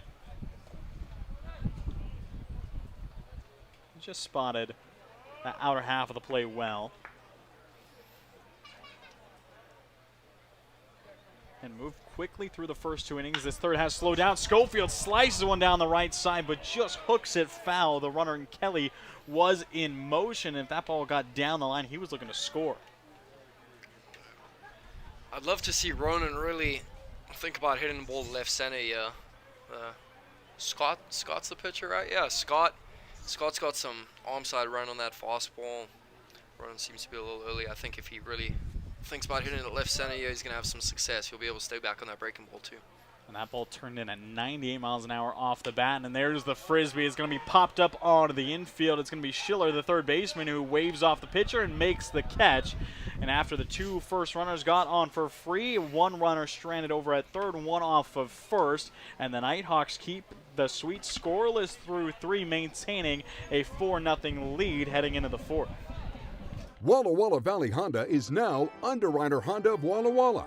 The same great automotive family is here for all your needs. Service, parts, new Hondas, and top quality used vehicles, all backed by expert staff with the highest standards in the industry. After all, you're family at Underwriter Honda of Walla Walla and deserve the best. Visit us at underwriterhondaofwallawalla.com to schedule service or a test drive today. Underwriter Honda of Walla Walla. Walk in as a guest, drive off as family.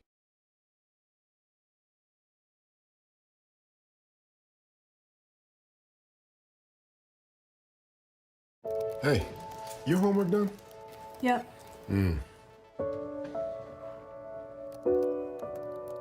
Hey, is your homework done? This kinda is homework.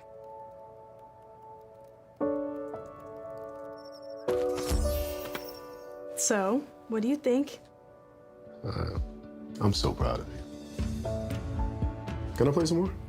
Is all your work done? Washington's Lottery is a proud partner in the goal to promote college and career training. Each time you play, you're helping students statewide. Play, stay, get away at Clearwater River Casino in Lewiston, Idaho. Owned and operated by the Nez Perce Tribe. Experience Namipu hospitality with 600 gaming machines, comfortable lodging, dining, and sports bar. Excitement is everywhere. The region's premier destination for events and entertainment. Win big with unforgettable concerts, comedy shows, and live sports action. Discover your next play, stay, get away. Visit crcasino.com and start your adventure today. Top of the 4th inning here in Walla Walla. Sweets trailing the Nighthawks 0-4 here on the top of the 4th. And Joy Genduso again was able to retire one batter to close out the last half inning. Now back in it. But Ethan Buckley, want to talk about you a little bit. Of course, when people see your name on the roster, one thing that often stands out is the hometown, Cape Town, South Africa, and have had a long journey over here to the States as a ground over to Cole Rogers, fields it clean, gets it over to first, and seeing Nakamura keep his left foot on the bag and still sensing a little bit of discomfort, but he got the out. Yeah, no, I mean, hey, however it needs to be done. I think he's learning from the great Peyton Knowles. Yeah. You know, real good guy to learn from as far as it comes to defensive ability. But yeah, you know, I'm from Cape Town, South Africa. Shout out anybody from back home that is listening. So how did you kind of come from South Africa out of high school to coming over to play baseball and attend, you know, colleges in the United States? Yeah, so it was definitely a journey. My recruiting journey looked a little different to others.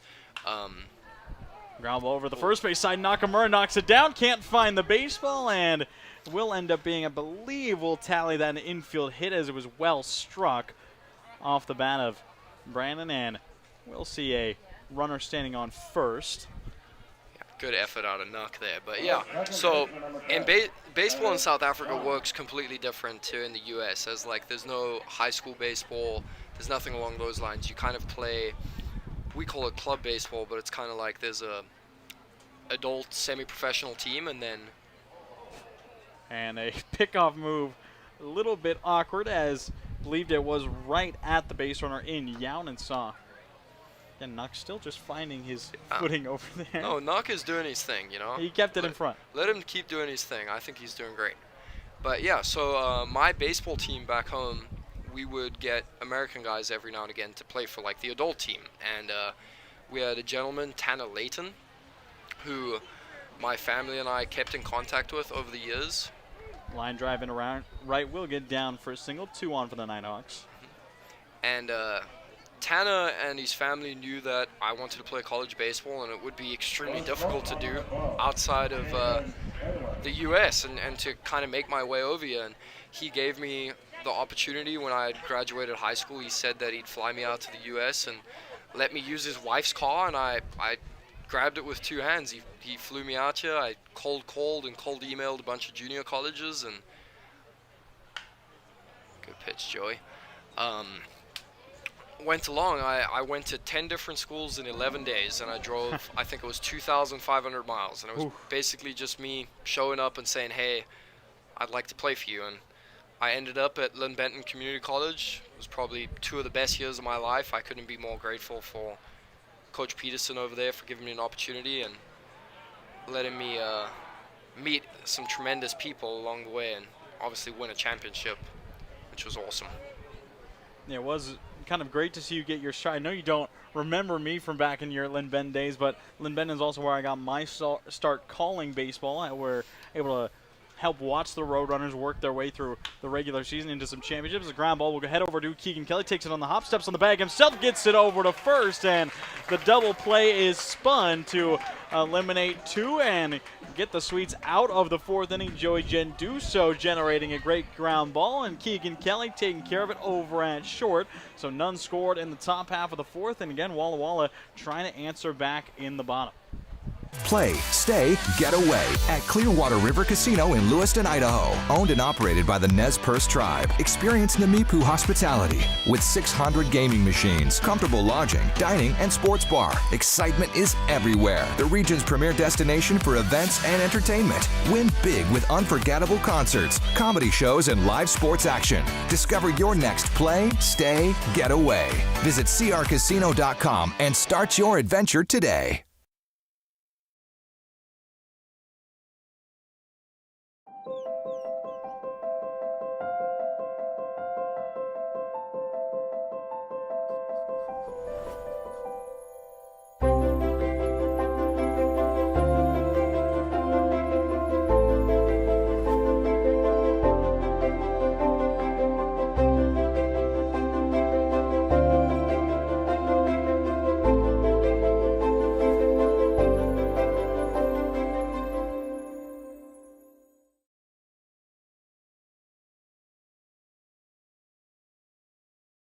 Walla Walla Valley Honda is now Underwriter Honda of Walla Walla. The same great automotive family is here for all your needs. Service, parts, new Hondas, and top quality used vehicles, all backed by expert staff with the highest standards in the industry. After all, you're family at Underwriter Honda of Walla Walla and deserve the best. Visit us at underwriterhondaofwallawalla.com to schedule service or a test drive today. Underwriter Honda of Walla Walla. Walk in as a guest, drive off as family. Bottom of the 4th inning, Sweets looking to put some runs on the board. Do have 3, 4, 5 in the lineup. Nakamura, Hale, and Stinson. And a lot of power there. Some good lefty bats in both Knock and Royce. And in this being just the 2nd time through the lineup, Ethan Scott continuing to deal. And we'll see if the Sweets are going to be able to dial it in versus him a little bit, as he's pretty much been cruising so far. Oh, yeah. He's been mixing it well with that frisbee we were talking about, kind of that low slot fastball. It's been getting all my guys off balance here. Hopefully they figure it out, score some runs for the Sweets. Scott kicks and fires, gets a big swing and a miss out of Logan, as the ball just lived up high at 83, right at the top of the zone. Generated the big swing and a miss. And seeming Knox swinging for the fences. Did see really at the beginning of that season, at the beginning of this season, Nakamura had one of the best bats in the lineup. Still kind of does, but again, did miss about a month of time due to some injury and just making sure he felt comfortable, not trying to overdo it. And now having him getting back in some games, it's been good to see the bat try and come back alive. 1-2 delivery, another fastball, and it's going to be sent back and out of play, out towards the beer garden. And dropping just into the beer garden, but just in front of the hitting facility and right next to that clubhouse and that Edwards Moore clubhouse, Buck. It's pretty nice place to have. Oh, it's beautiful. I think all of us are super grateful that we get to spend the summer there. You know, subtly a little jealous of the Whitman guys. You know, they get to call that home, but from the suites, great swing, yeah, Knock. Stay fair. It looks like it is going to be pulled foul out into the sweet spot. It's going to hop the fence and out towards Martin. And again, it was a good swing out of Logan Nakamura. 305 was the distance on it. Mm-hmm.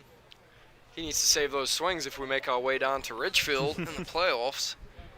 Knox got probably one of my favorite swings on the team. It's super effortless, super relaxed. I think that's why he's such a good hitter. And just a great lefty swing at that as Scott kicks, fires, misses inside towards the hip. And do remember one of the first things when seeing the first kind of crop of players arrive to open up this season all the way back in May, witnessed the first pep talk from head coach Leo Rivera to the first group of guys that came in for the Swedes, and he mentioned that he was incredibly jealous of the Edward B. Moore clubhouses. He was a guy who obviously played at Whitman and was not here for the clubhouse. He left the year before the clubhouse was built, and I think there's probably been a part of him that's been salty about it ever since. Yeah, but he can be grateful he gets to experience it now. You know, maybe from a different perspective. Good little defensive swing out of Nuck there. A couple harder bullets out of Scott this inning. I saw one or two ago. It's up to 86. I think he's topped out at 86 so far tonight. We haven't seen the fastball. It does put a good difference in Everett level behind it. We've seen it kind of maybe sit at 82, 83, but can bump it up to 86. Kicks and deals the payoff pitch. Knock fights it off again, a little bit low and in. And Alicia's trying to knock out the starter who has not allowed a hit just yet through the first 3 innings. And we've seen 2 guys get on through a walk, 2 walks and a hit by a pitch, but those have been the only base runners to get aboard for the Sweets.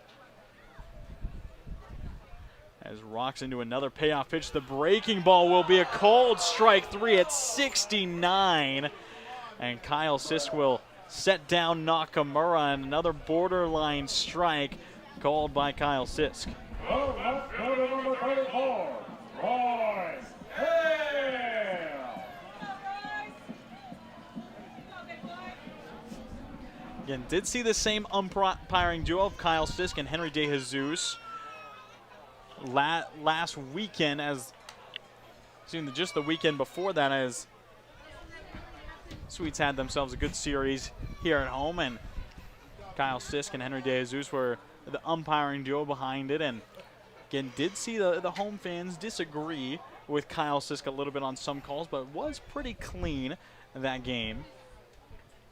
You can see a lot of the same umpiring crews throughout a West Coast League season. As Royce chops it foul, the count will go 0-2.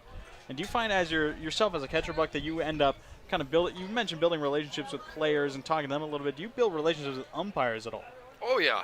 You definitely build relationships with umpires, and I don't know, I like the same way with opposing players. I am always very respectful and try to befriend the umpires, because I just think that, good pitch. I think that the nicer you are to them, you know, the more caring you are. I mean, you're working together there the whole game, and for a long season, you may as well try to be friends with them, right? Hey, maybe get the benefit of the doubt on a couple calls. You're friendly enough with an umpire. Yeah. I don't think they're going to be swayed too much. Yeah, I might still need to work on Kyle. Well, Scott has again just seemed to get better in this inning, as gets an awkward swing out of Stinson, who was way out in front of that pitch at 70. Back-to-back strikeouts, and Stinson is a guy who has really been hitting the ball well, really the recent month, and he's been mashing. Did have a 4-game streak where he tallied 4 home runs, had a multi-homer game a couple weeks ago. Guy out of Lewis Clark State, and the biggest thing I've mentioned with Bo is he's compact. He's a compact guy. Oh yeah. I believe 5'9", 200 pounds, and he is built. Yeah, he's built like a brick wall, to put it bluntly, and he does not swing that bat softly. Every time he swings a bat, he's intending to do some damage. As Scott does force a swing and a miss and a good breaking ball, it gets Stinson out in front of it again. It is my favorite part. Occasionally when I'm able to get a broadcast set up quick enough, I will be able to head down on the field, watch BP up close alongside Coach Kier and Coach Cabrera, and always when I see Bo swing, you can almost hear kind of the grunt as he swings, and always hear from the teammates around him.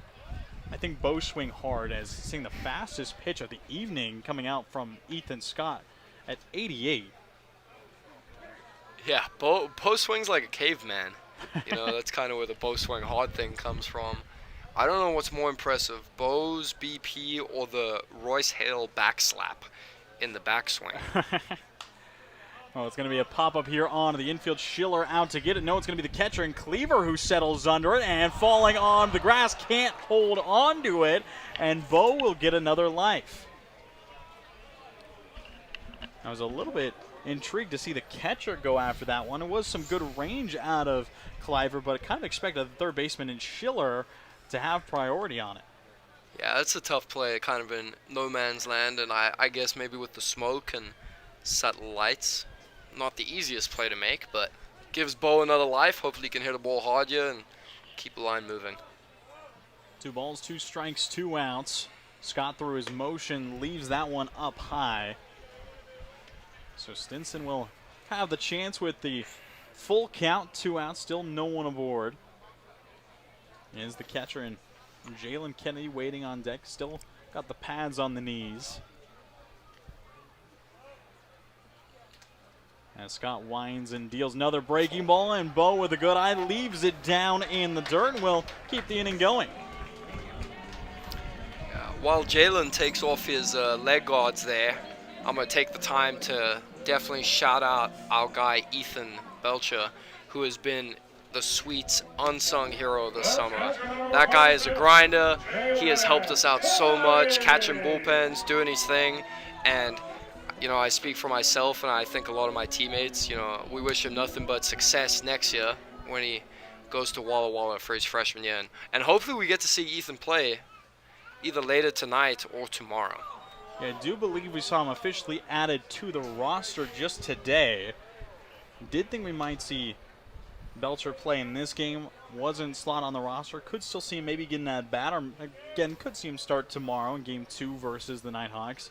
Again, 5-game homestand here in Borleske Stadium. Of course, having these 2 midweek games versus the Nighthawks, and then prepping for the big series this upcoming weekend versus the Pickles. Portland will be here for the first time this summer, as in back-to-back West Coast League series versus the Pickles, with some big playoff implications on the line.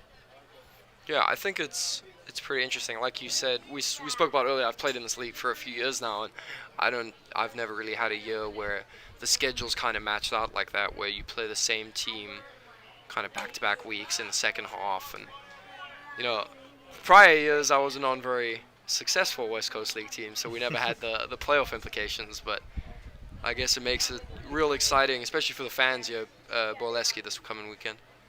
Yeah, Sweets have not made a playoff since 2019, and now have the chance to change that and really just have to stay out in front, as stay exactly where they are. But Walla Walla just looking to close it out strong, and again are sitting steadily in first place. The second half is a little bit closer. The Corvallis Knights are a game and a half back in the race for the second half title. The Springfield Drifters, who have kind of come out of nowhere, they ended last in the first half and now are currently sitting at third in the second half, as it will be back-to-back strikeouts and then back-to-back walks administered by Ethan Scott, and that brings up Went.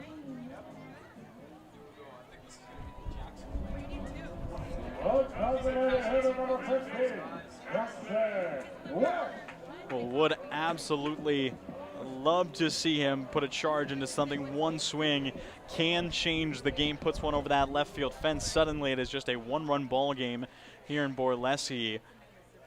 And it's going to be a check swing up high. Wanted to keep the hands back, just couldn't keep the barrel a little bit behind it as a heater way up and in. Not exactly sure where Wentz spot is, but kind of with his stature, would expect it to be similarly to Royce Hale. Tries to get something a little bit more middle out, something that he can really extend the arms and try and take either towards that left center gap. And you are right, he's going to be on top of it. Takes a gnarly hop. Schiller keeps it in front, tries to get it over to third, can't do so. And we have seen some nasty hops across this summer here at Borleske, that being one of them, and that nearly got Schiller in the face. Was just able to use kind of the collarbone to keep that ball in front of him.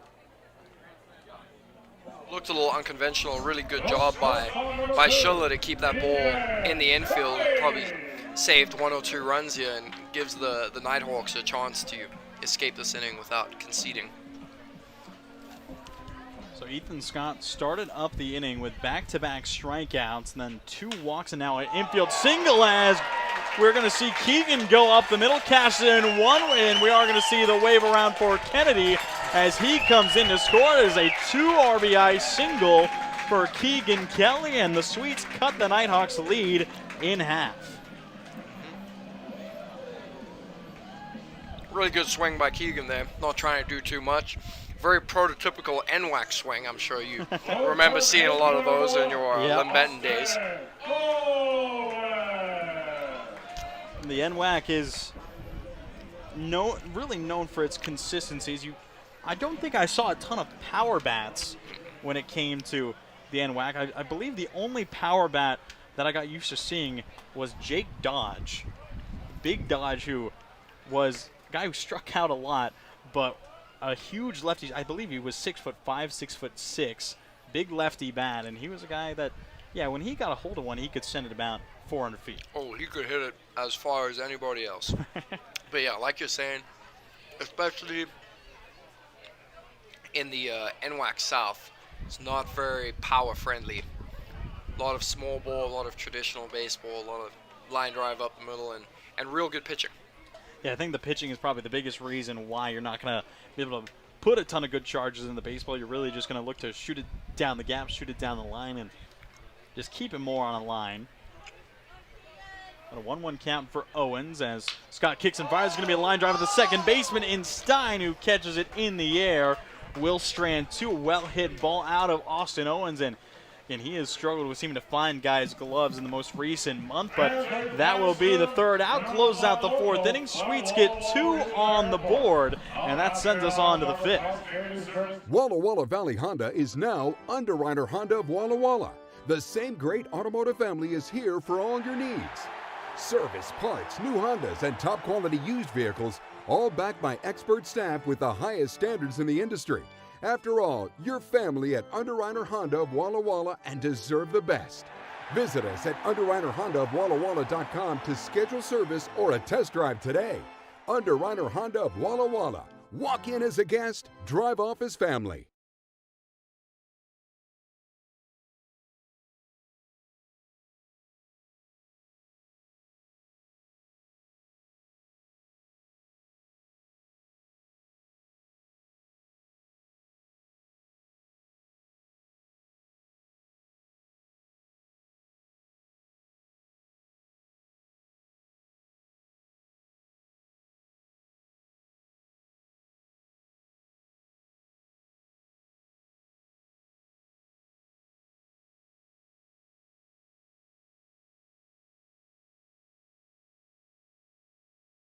Hey, your homework done?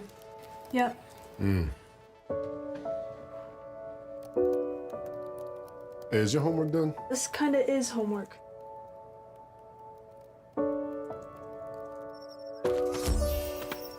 So, what do you think? I'm so proud of you. Can I play some more?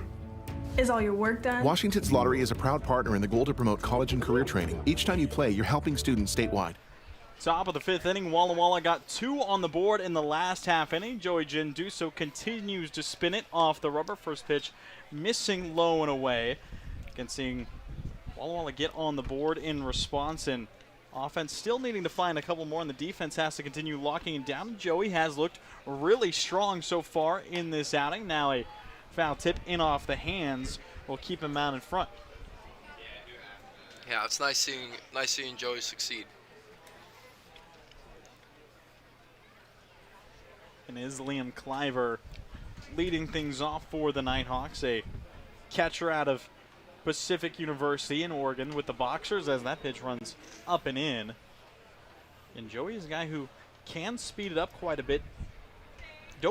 When I look at a guy like Joey, he would tag me as kind of more of a breaking ball type guy, but he can get the fastball up into the low 90s. Oh, yes, he can. Joey's very strong.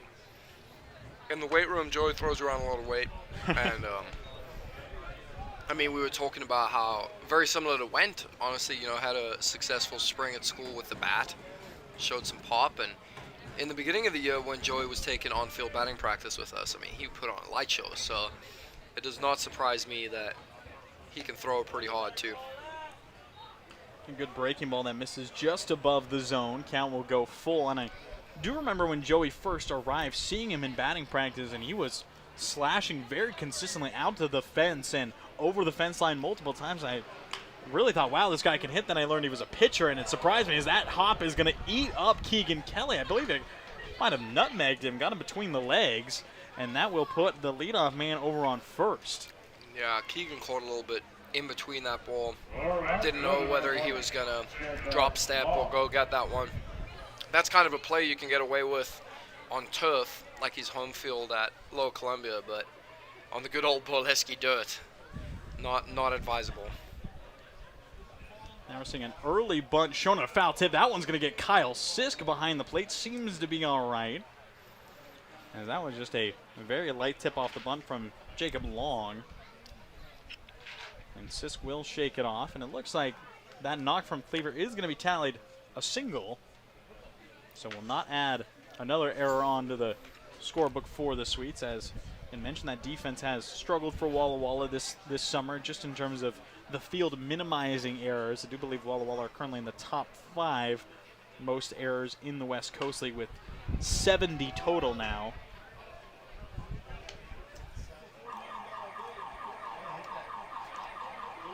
As Genduso quickly gets up 0-2 versus Long.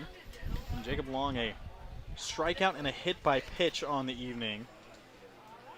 You can see the sun setting behind the smoke, gives a nice orange hue beyond the tree line beyond the fence. And now another foul will head out and away, and it looks like, maybe a little bit of frustration from Kennedy behind the plate. Saw him talking to himself a little bit.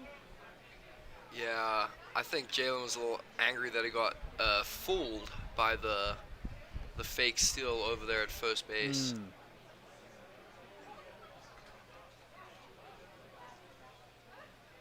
Good lay kick from Joey, misses outside. Are seeing a good secondary hop out of Cleaver over there at first.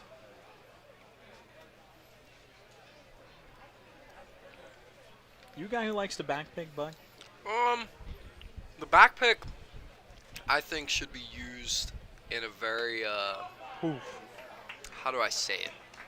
When you back pick, 80% of the time you should get the guy out. Because I think if you're going to do it over and over, it loses its significance. Jalen's very good at the back pick, and I know he had a lot of success with it at school, especially in the NWAC tournament. Oh, straight rib shot there for our Nighthawks player Cleaver. at first base. Yeah, it looked like that caught him pretty pure, and it looks like he is going to take a slight moment. Yeah, a real good time to backpick where taught as catches is on a missed bunt attempt, and that's what we saw in the beginning of the game when Jalen threw the ball into right. And I think what happened there is that Jalen kind of predetermined that he was going to do that on the missed bunt, and the Northwest Star player who was at first base was not very far off the bag at the time. So I just feel like it's a. There we see it right there. There we That's go. a good move. There we go, Jalen. Knock applies the tag, and now caught in a rundown is Cleaver running out of room. Nakamura is going to get it from Rogers, and he applies the tag. And there's a good throwdown from Kennedy. He catches Cleaver out in his tracks, and a good little bit of work from the infield. Rogers gets it back to Knock, who lays down the tag. And that's now 2 down, and ahead of the count is Joey versus Caleb Dale. And now with the bases clear, allows a little bit of the pressure off. Oh, yeah. Super good play by Jalen there. And that was a straight circumstance that I was talking about. On the missed bunt, you'll often see a base runner take an extra stride or two off the bag. And, man, you make a good throw, you're going to get the out nearly 100% of the time. So, good job, Jalen. And then good job, Nakamura, making his play. I was able to stay within the rundown as well. Can always be a little bit of a refresher as an infielder. You're not going to see a ton of guys get caught up in pickles. Our 9 to 12U campers from this morning sure love the pickle. And we'll see a called strike, well put, perfectly painted on the low and in corner, and Caleb Dale will get sent down through a strikeout. That's 2 Ks in the inning for Genduso. Gets through another inning clean. Believe that might be all we see from Joey as we move into the bottom of the 5th. Sweets picked up 2 runs last time. Now we'll see what they can get this time. Washington's lottery gives out a lot of green to winners in schools and retailers awesomely. Nearly 600 mil to people that play. Another 180 mil to vocational training and education from preschool to college. Now you got the knowledge, a win-win for all of us. Play Washington lottery, lottery, lottery. Play Washington lottery, lottery, yeah. Visit walllottery.com. Who benefits to learn more. I love coming in here. Everybody is always super welcoming. They always greet me by name. You can tell that everyone here actually likes working here. My favorite thing about Walla Walla orthodontics is how nice the staff are. They're funny, fun, and they're helpful. I had what was called 3D braces. They were the same color as my teeth. People would say, "Oh, you have braces?" They didn't even know that I had braces. I highly recommend this orthodontist office.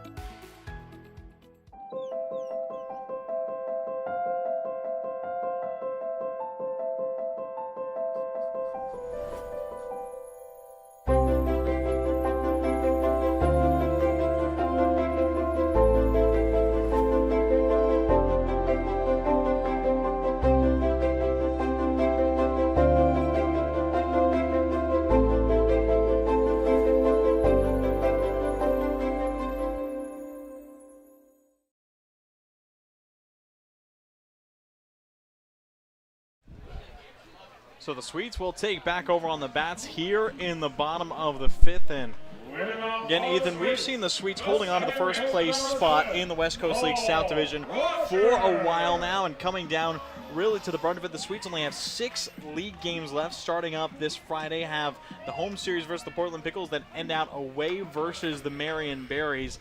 What a playoff race it has been, and what a second half it's really been for the Sweets. Oh yeah, it's been super fun and super cool to be a part of. You know, like I said earlier, I think all these guys are loving every moment of it, taking it all in, and you know, it's been a long summer too. But I mean, kind of the mentality that I hope a lot of us have is like, hey, if you know we're gonna make it those playoffs, we may as well win them, right? And definitely winning the West Coast League playoffs is a very tough thing to do, as there is always a ton of roster changes around the WCL, really all season long, but especially as you get closer down to the end of the summer, you know, players going back to get set for their school years in the fall and, you know, have to return to wherever they may be. Of course, have a couple players, and, you know, one coming to mind, Blake Moore, having to go all the way back over to Virginia, and have a lot of guys going down to California, as just have a lot of guys kind of moving around, needing to get ready for that school year. And no, we are going to lose a lot of guys coming up to playoffs. One that's already off the roster, the leadoff man, Peyton Knowles, he's already gone. And it's always kind of tough to try and rebuild, keep what you've got, and keep momentum moving going into playoffs. Yeah, I mean, it sucks losing those guys, especially a guy like Peyton. Peyton, you know, a great player and also just a great teammate, good guy to be a part of. I've known PK for a long time, and it was tough seeing him go. But I think something that you can recognize is how well Coach Rivera has recruited this year and been able to consistently have a lot of talented players to just sub in whenever you want. I mean, I think our lineup's super deep, and that's what's made us successful this year. And Walla Walla 29-19, leading the West Coast League south over the Ridgefield Raptors, still sitting in second in the overall standings, 27-18. Then you have Corvallis and Portland at the 3 and 4. Again, the Pickles will come to town, as we'll see Cole Rogers take off the throw. Is going to be offline, and Rogers is going to try and move over towards third, using a good bit of speed. The throw is going to be held up over at second, and Cole using those wheels to advance all the way to third base with no outs, and gives Schofield a good RBI chance with none down.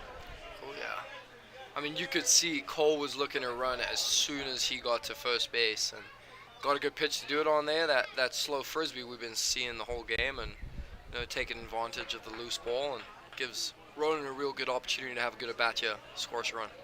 Now Rogers trying to get in the head of Ethan Scott. Although can see him dancing off of third base, facing, right at the right-handed pitcher. Scott needing to try to keep his eyes off of Rogers, as Cole is likely going to try and make him make some mistakes. And you could almost see it there, as Ethan Scott did go over to third, just a light move over there, but the throw was slightly offline. And if anything kind of gets out into the grass off the glove of the third baseman in Schiller, Cole will be trying to come home. Oh, 100%. And now he's going to try and come home here as the ball misses towards the back foot, and there's going to be no slide. Rogers is in clean, aggressive around the base pass, and now it's a one-run game.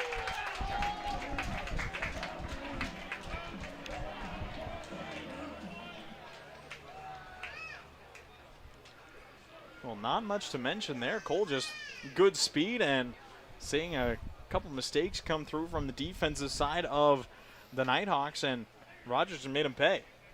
Oh yeah, and we got a 3-0 count now to Ronan. And Schofield will just let it cruise down the middle, as not trying to test it too much. Again, Ronan has grounded into a double play and popped out today.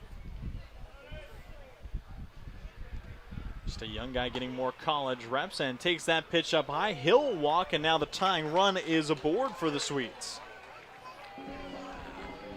I wouldn't be surprised to see Ronan on the move pretty early in this at-bat too, especially with a new arm coming in. Typically new arm coming in, not the biggest concern to worry about the base runner. Left-handed hitter as well will make it a little easier. So we will see Ethan Scott jump out, and Scott getting through a really great first 3 innings, 3 no-hit innings to open it up, then gave up a couple walks in the 2-out rally. Sweets were able to add on 2, then Rogers adds on the third tying run, sitting on base, and we'll see who the new arm is for the Nighthawks. Not a ton of options on who they'll go to here. Again, the Nighthawks roster is a little bit smaller than most you'll see compared to the West Coast League teams, but we'll get you that guy's name and let him get ready, and we'll be back in just a minute.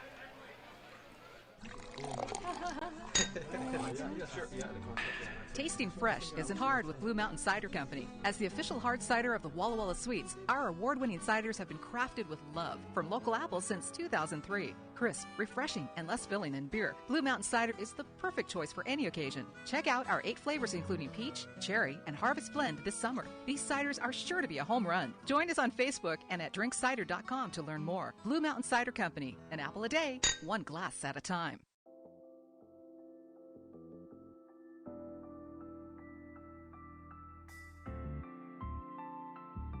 Experience elegance in the heart of downtown Walla Walla at the Marcus Whitman Hotel. Call for reservations at 509-525-2200 or visit us online at marcuswhitmanhotel.com.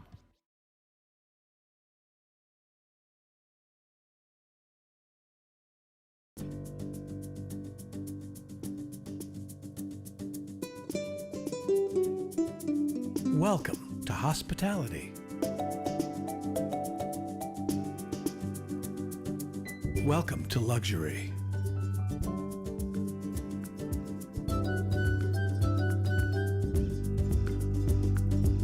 Welcome to Legends Casino Hotel. Visit legendscasino.com or call and book your stay today.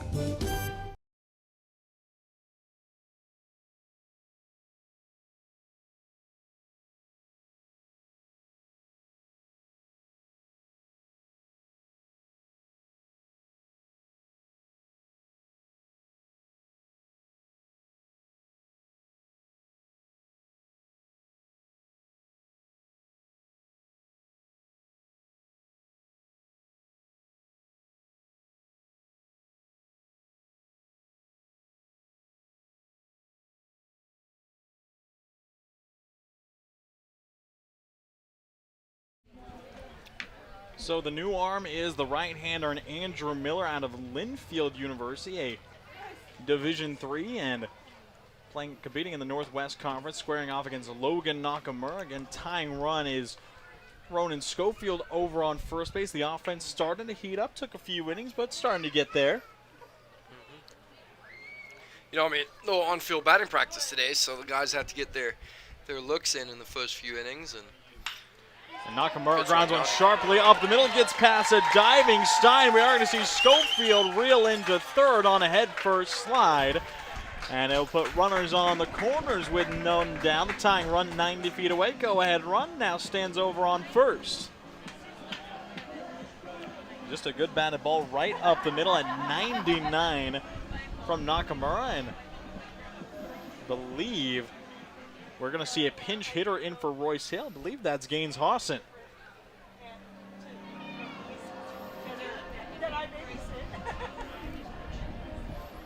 So Royce Hale will exit the game. We'll likely just see a clean swap between him and Gaines out in left field as Hawson takes ball one.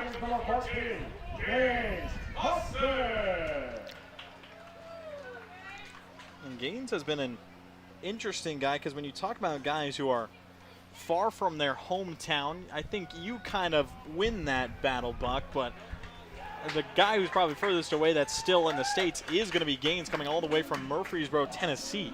Oh yeah, Gaines is definitely far away, and you can tell he's not from around you, you know, with that walk-up song. I think Gaines might have the most stereotypical from the South walk-up song I've ever heard. And for the viewers at home that cannot hear that, it is God's Country. I'm not too sure by who, but it's commonly heard in a Ford F-150 commercial.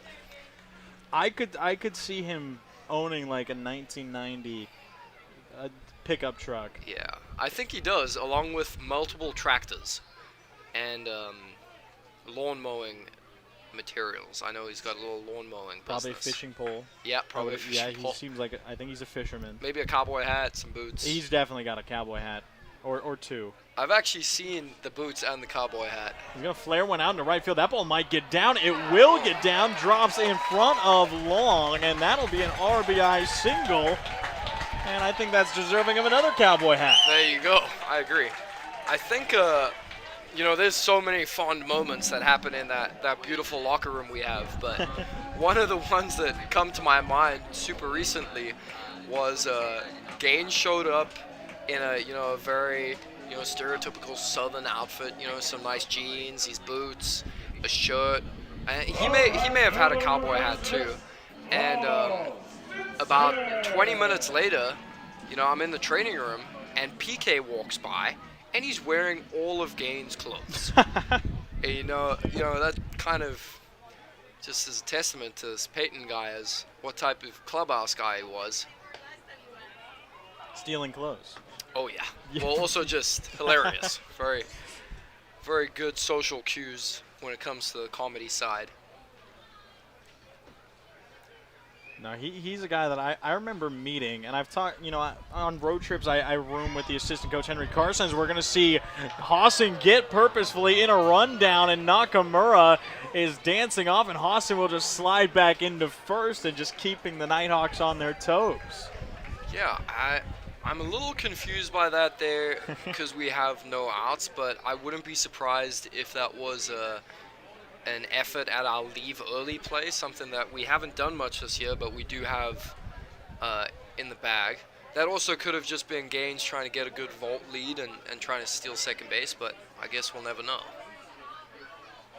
Definitely still a good chance to bring in the go-ahead run. Again, go-ahead run just 90 feet away off of third, no outs, and Bo Stinson, who can easily find outfield grass, up to bat, down 0-2 in the count.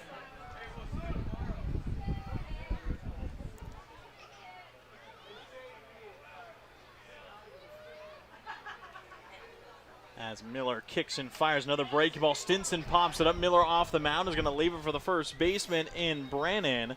And the Walla Walla Community College commit will make the catch, hailing in from first base, and that'll be the first out.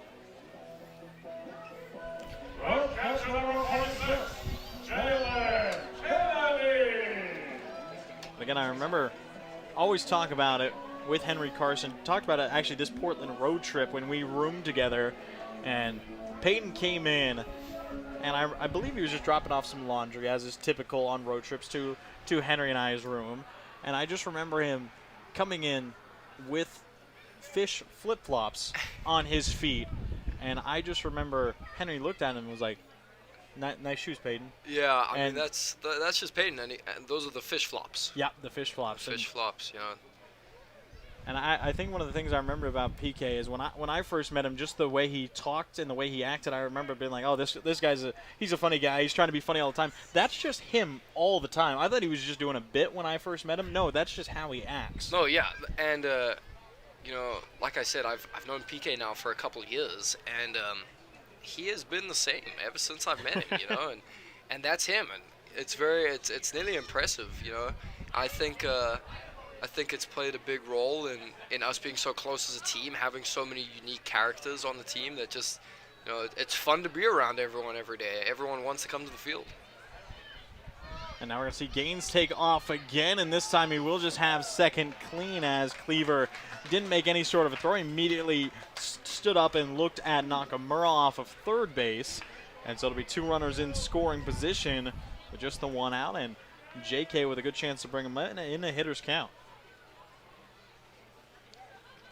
This is just an awesome spot to hit in as a hitter with the infield in. I mean, like you can see. And we're going to see a balk.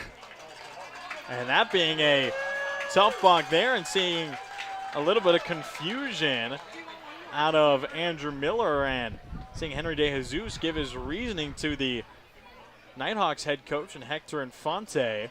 And it looks like he will quickly accept the reasoning and head back to the dugout. And a balk brings about the go-ahead run. The Swedes now in front here in the bottom of 5. Well, you don't see that a ton.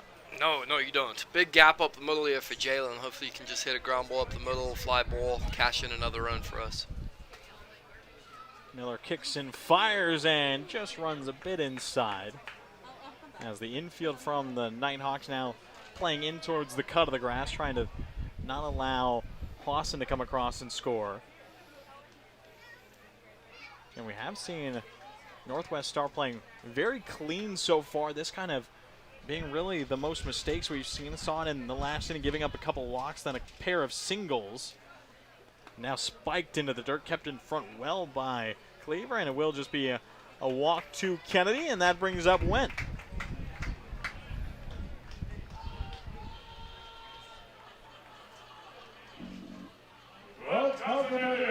And Jackson, 1 for 1, got hit by a pitch his first time up, then had technically an infield single his last time up. Now his runners on first and third, 1 out. Do you think we see some more trickery off of first? I don't think so. Not right now.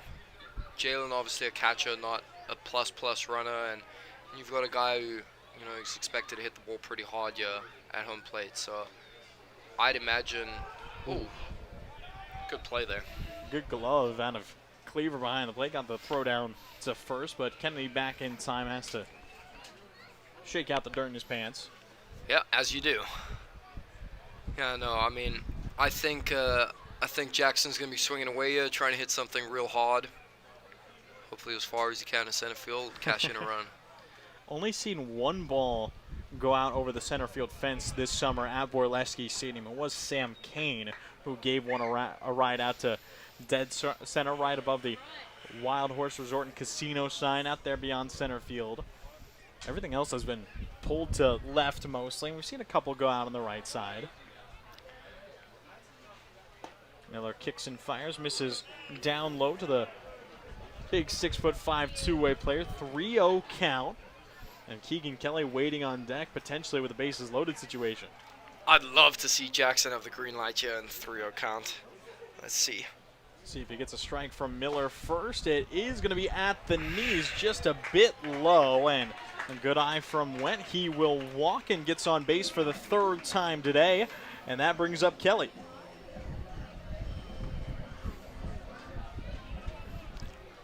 And Keegan probably had the biggest swing for the Sweets so far, had the 2 RBI single his last time up to get Walla Walla on the board, and now could do the exact same thing. Another single could bring in 2 more runs. Try and break this game open as Miller, the looping breaking ball, goes into the dirt as 71 on that pitch. Yeah, I don't imagine Keegan's going to be trying to do anything else than what he has done in his previous at-bats here. Try hit something hard right up the middle. Miller kicks and fires. Is going to be fouled back out towards Section D. It is $2 Tuesday. $2 seating in Section C and D in Borleske Stadium. Final $2 Tuesday. We have just a handful of promotions left as it is the final homestand. And 2 games, one tonight, one tomorrow night. Then have the day off on Thursday, and first Thursday day off since the All-Star break. And then have the final home series of the regular season versus the Portland Pickles before heading on the road down to Salem to finish off the regular season versus the Berries. And then, of course, potential playoffs. Who knows where we could end up and really win and where. Oh, yeah. Those bus rides have definitely been not super easy, but I think a lot of memories have been made. A lot of fun is always had on them, and you know, we've been fortunate enough to win a lot this year, and you know, a 7-hour bus ride is much easier when you're winning versus when you're losing. I think usually the most common entertainment we'll see on the bus is provided by Blake Moore of some kind, whether it be, and it looks like that's going to be foul tipped, and you could see behind the plate, Cleaver actually shoveled that into the field of play and gives a smile back to the home plate umpire and Kyle Sisk, as will be a 2-2 count. But and Blake Moore, whether it be him providing some karaoke or whether it just be bringing movies. I know we've seen a ton of DVDs provided by Blake Moore. Yeah, no, I think nothing tops some Blake Moore karaoke. You know, you never know what you're going to get. You could get Rihanna, you could get Johnny Cash. Whatever it is, Blake Moore will put on his best performance. He is a chameleon. He really is. Oh, yeah.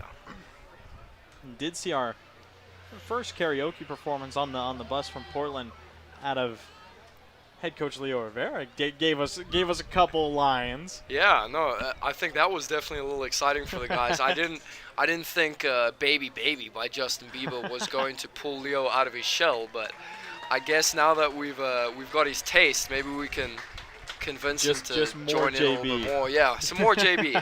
I think life is better with more JB, you know? I think a lot of people would agree with you there, as it's going to be an RBI walk from Keegan Kelly. He's got 3 ribbies, and I believe that will take out Andrew Miller. I think we'll see a new arm come in for the Nighthawks. It looks like it's going to be another right-hander who will sew the rubber. So Andrew Miller will hop out here in the bottom of the 5th as the Sweets have put up one heck of an inning. 4 runs across in this inning, now leading 6-4 over the Nighthawks.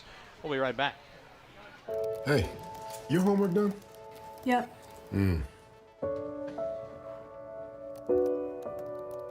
Hey, is your homework done? This kinda is homework.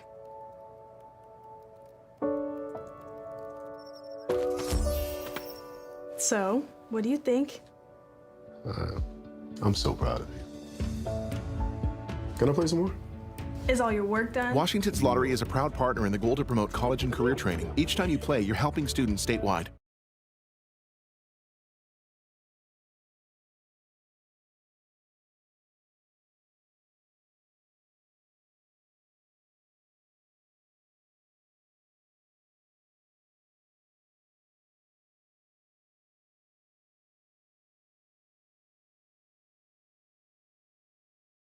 play, stay, get away at Clearwater River Casino in Lewiston, Idaho. Owned and operated by the Nez Perce Tribe. Experience Namipu hospitality with 600 gaming machines, comfortable lodging, dining, and sports bar. Excitement is everywhere. The region's premier destination for events and entertainment. Win big with unforgettable concerts, comedy shows, and live sports action. Discover your next play, stay, get away. Visit crcasino.com and start your adventure today.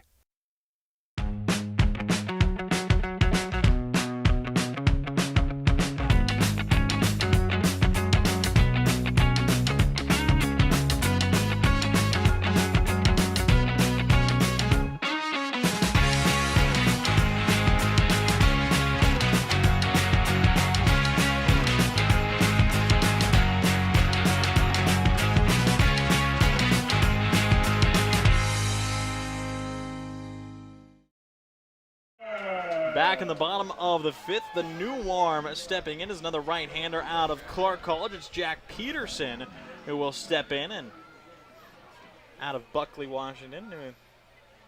Yeah. Familiar name. I might need to make my way. Yeah, I might need to make my way to Buckley. As AO lifts one out and towards left center field, it's going to be tracked down by DeBeaumont, making a great catch. We'll see two runners tag, and that will be a sac fly from Austin Owens. Brings about the 7th run for the Sweets.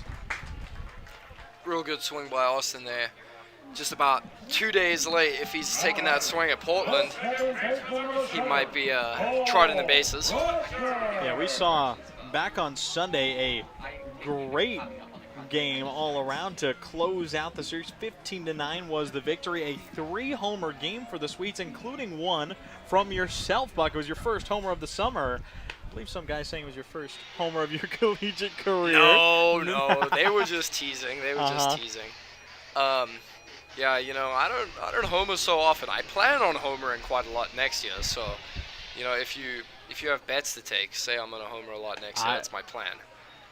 But, I don't know where I can put money down on Central Washington ball.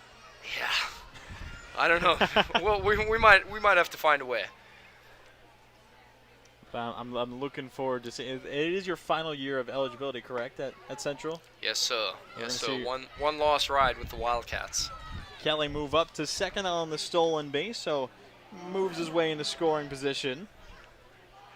And Peterson, 6'2", 210, big body out there on the mound. And his freshman year at Clark, didn't get to see him much. In fact, listed on the roster as utility guy for the Nighthawks, made one plate appearance hitting-wise for the Penguins this past spring and got walked. And that was the only time he got any sort of time in game. I think it's also pretty safe to assume, looking at our TrackMan dot here, that Jack is not a pitcher. I don't think he has thrown a fastball yet over 70 miles per hour. He's kind of pulling the, big league move here, where he's just kind of lobbing him in. Well, he is listed on the Clark roster as an infielder, and know the Nighthawks are going to be shallow on players, as again trying to build up a non-league team to compete. You're usually not going to have a ton of guys. And now Ronan Schofield puts a big charge and one down the right field line. Does it stay fair? No, it is going to drop foul, as announced by Kyle Sisk. And we'll see Schofield settle all the way into second, and a sigh as he has to. Does he know? It doesn't look like he knows. He now knows, as Henry DeJesus is pointing him all the way back to home plate. Oh, no. And that's definitely going to stall momentum a little bit. That ball was hit very well. 95 off the bat, was a little bit in front of it, but now has to take the slow walk back to home plate and try and replicate it. Oh yeah. In my book of baseball tricks, I'd love to see Ronan drag bunt here, try bunt for a hit. I don't think the Northwest Star defense is going to be expecting that, but I would imagine Ronan takes another real hard swing. I don't think that would be too surprising either, as I remember when Ronan first joined us, that is something that he's did very frequently, as when he started, about once a game would try and bunt for a base hit down the third baseline. We'll see if he tries here. Does have a 1-1 count. It looks like he's geared to swing away as that pitch stays up high, 68. As we'll see if Peterson is going to be able to break the 70-mile-an-hour mark. You know, I think Peterson should stay right where he is. If not, maybe throw it a little slower. It seems like these guys are having some trouble. He is able to generate a pop-up. It's Schiller, the third baseman, who calls for it. He will collect it, and on the bases loaded look with 2 outs. It is going to be shut down by the position player. Peterson gets the third out. The Sweets are able to put up 5 more, now leading 7-4, moving on into the 6th of this 7-inning bout. Walla Walla Valley Honda is now Underwriter Honda of Walla Walla. The same great automotive family is here for all your needs. Service, parts, new Hondas, and top quality used vehicles, all backed by expert staff with the highest standards in the industry. After all, your family at Underwriter Honda of Walla Walla and deserve the best. Visit us at UnderwriterHondaofWallaWalla.com to schedule service or a test drive today. Underwriter Honda of Walla Walla. Walk in as a guest, drive off as family.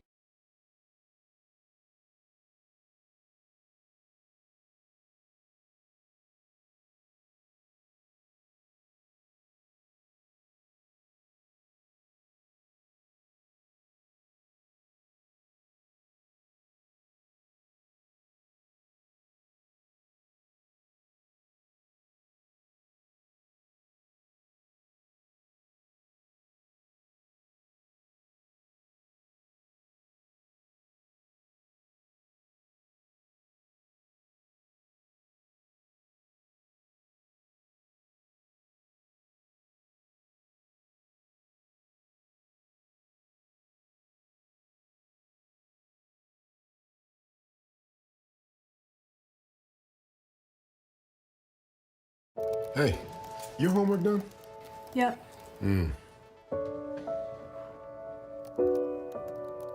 Hey, is your homework done? This kinda is homework.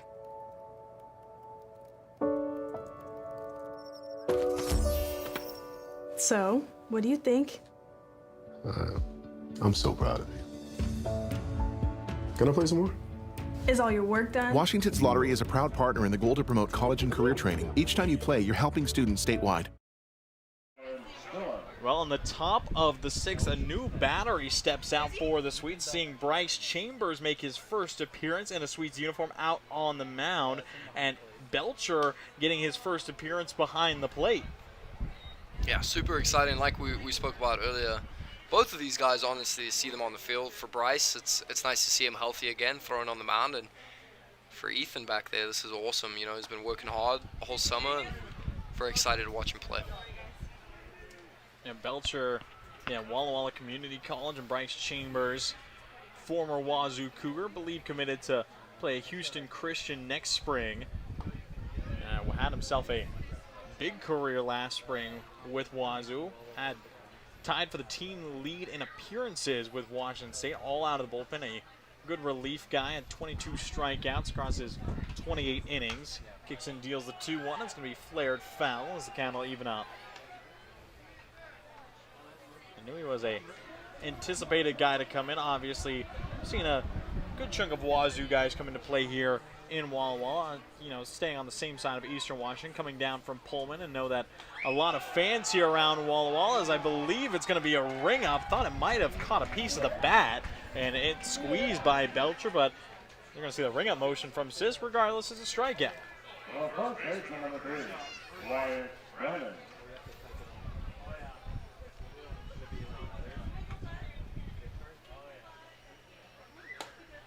So Chambers enters well, picking up a strikeout. But again, a lot of fans here in Walla Walla, fans of the Washington State Cougars, the big state school in Washington on the east side of the state. Big swing and a miss out of Brannon. And another guy committed to play at Walla Walla Community College. And see both him and Belcher behind the plate, teammates in the spring. As Chambers kicks and fires, just misses that outside corner. Good pitch. Now Walla Walla in the driver's seat. We've seen this team thrive from this position so many times, and I think manager Leo Rivera has talked about it. Bouncer down the third baseline. Doesn't stay fair. I believe no, it will not. It just turning outside the line as Owens, good patience down the third baseline.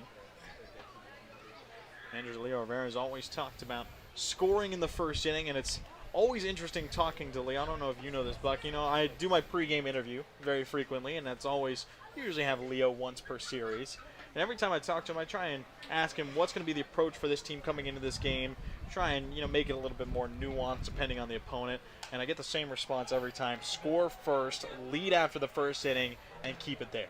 Yeah, you know, I think that kind of isn't a tribute to the success we've had and, you know, Leo's success as a head coach in his first year. You know, I think if you're changing things from series to series, you're probably constantly searching for a new, perhaps, answer on how to win. And, you know, Leo's found his formula that he believes works, and I think it's been evident that it works. And, you know, he preaches it and sticks by it, and I think it's awesome. Well, it has seemed to work for this team, trying to make that playoff running in 29-19 overall. And talked a lot about this season, about the home record of the Sweets, as you guys have thrived here in Borleske. You have a 19-5 record here at home, and talked a lot about the West Coast League about how you got to win your games at home, and Sweets have done that great, as back-to-back Ks from Chambers to open up his first appearance in a Sweets uniform.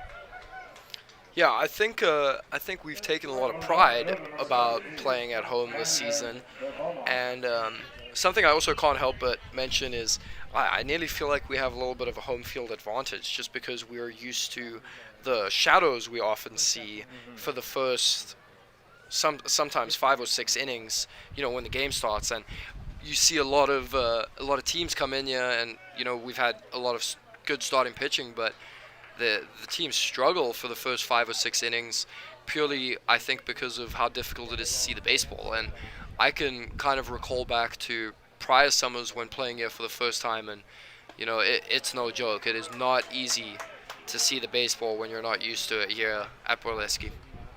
Well, I will ask, as a guy who's been around the West Coast League a lot, besides Borleske Stadium, what's been your favorite park to travel and play at this summer? Ooh, there's so many. There's so many that are so cool. I think, you know, Portland offers you such a unique experience. I feel like you're never going to really play a baseball game like that anywhere else. And then you can look at Corvallis. You get to play at one of the coolest stadiums in the country, you know, in Oregon State. I really liked Springfield when I was playing there. For some reason, you know, the ball just looks like a balloon. The ball lifted out towards center. Hopefully it looks like a balloon for Ronan Schofield, as he will settle it and make the catch. And we have seen some great parks. It's been a great summer here at Walla Walla and really across the West Coast League as we move into the bottom of the 6th. Sweets looking to add on some insurance against 7-inning game. Want to add on some more in the 7-4 league. Whatever your printing needs, Abbott's Printing does it all. Signs and banners, rich, full-colored, high-quality commercial and digital printing, direct mailings, full-color business cards, and postcards. If you want a printing job done right, then Abbott's Printing is the place to be. Abbott's Printing provides award-winning quality and outstanding customer service. Visit abbottsprinting.com to view their selection or call 453-8202. That's 453-8202. Abbott's Printing, where the excellence is on paper. Holiday Inn Express Walla Walla is proud to be the official hotel of the Walla Walla Suite. Our guests are sure to get a great night's sleep in one of our recently remodeled rooms, and our 24-hour pool and spa are perfect for round-the-clock relaxation. Each night at Holiday Inn Express Walla Walla is followed by a complimentary breakfast included with every stay. At Holiday Inn Express Walla Walla, you can catch some Z's while the Sweets catch some W's. Wins, that is.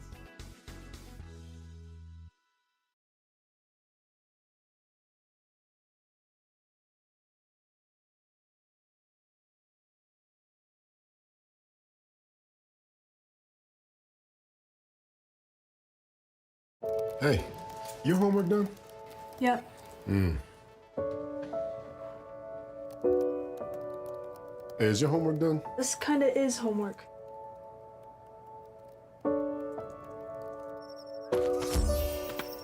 So, what do you think? I'm so proud of you. Can I play some more? Is all your work done? Washington's Lottery is a proud partner in the goal to promote college and career training. Each time you play, you're helping students statewide.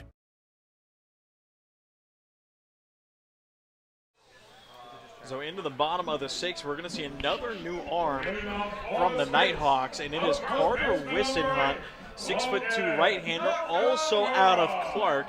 And I think both our jaws kind of dropped as soon as we saw his warm-up pitches, as you can see the motion as he just kind of swipes it in there. It's kind of an interesting motion. Yeah, no, that is funky for sure. It kind of looks like how I throw when I'm playing wiffle ball. But, you know, I will say straight away that facing guys like this is an extremely, extremely uncomfortable at bat. Well, we do have Nakamura leading things off. Chops one foul, and a little bit frustrated as that was maybe a pitch that wanted to rip, was just off the middle of the plate, slightly low and in.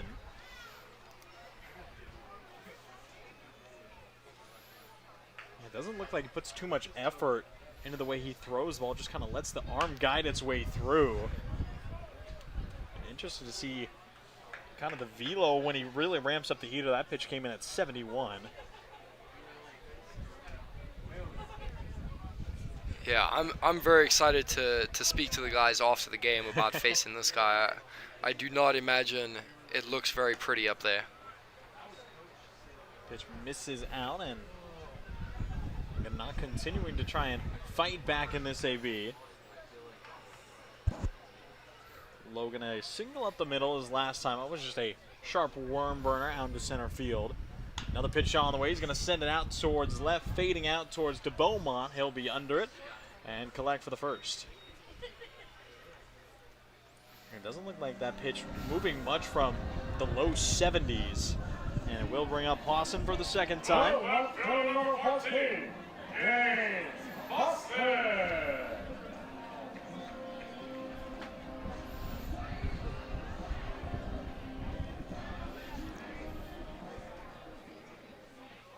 And saw Gaines come in and pinch hit last inning for Royce Hale and end up with an RBI single that just dropped into right, kind of got beaten towards the hands, but was still able to muscle it out there towards right field.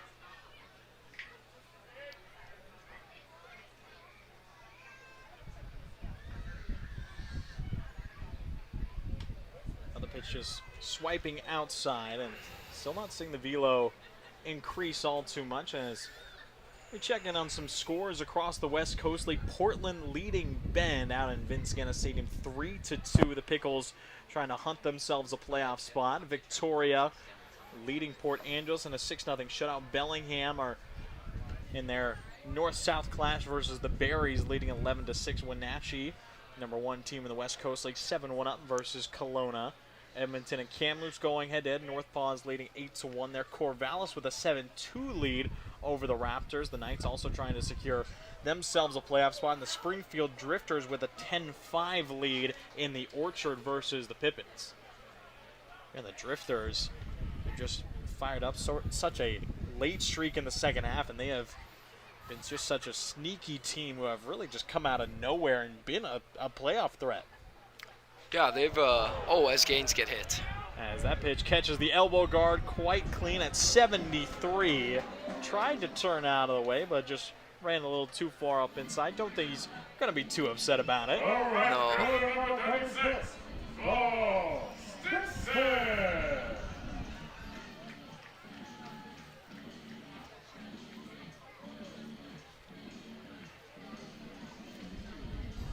As again, when it comes to the playoff race, the teams that are currently in the West Coast League South that are up towards the top, obviously Ridgefield already have their playoff spots secured. And the Sweets leading the second half right now, trying desperately to hang on to first in the second half and claim that second half title, get that higher seed going into the playoff race. Then Corvallis and Portland are trying to hunt it down, and the Springfield Drifters, again, after finishing last place in the first half, now sitting third in the second half, and with the Sweets having these 2 non-league games, and it's a chance for both the Drifters and the Knights to potentially move into first place. Pitch just, again, spins in there at 73. Not seeing Walla Walla look too aggressive versus the right-hander yet. I think that's a common and good approach, especially when you're facing some guys that throw out of kind of unconventional arm slots. I think you tend to see a lot of guys go up there and maybe take till a strike, give themselves a little bit of a better idea of what it's going to look like coming in. So 2 balls, 2 strikes, 1 out, 1 runner on. Wissenhunt fires, misses inside. Hassan will take off, and he will be easily into second for another stolen base.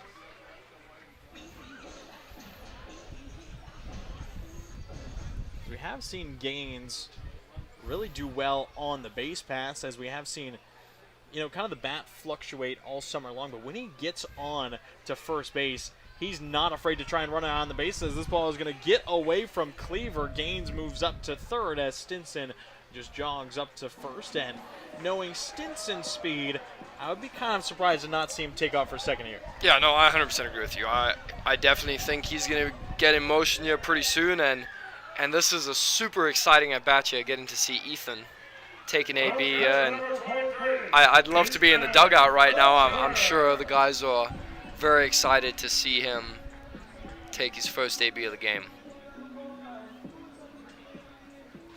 First AB of the game, first at-bat of the season, and a chance to knock in the 8th run as he takes that strike. I think the biggest thing I want to see from Ethan is stay aggressive in this first at-bat, and no better time to attack than right now. Stinson dancing off of first pitch, missing outside. The count will even up as we're just seeing nearly every pitch from Wissenhunt sit around 72, 73 miles an hour. Not seeing a ton of variation.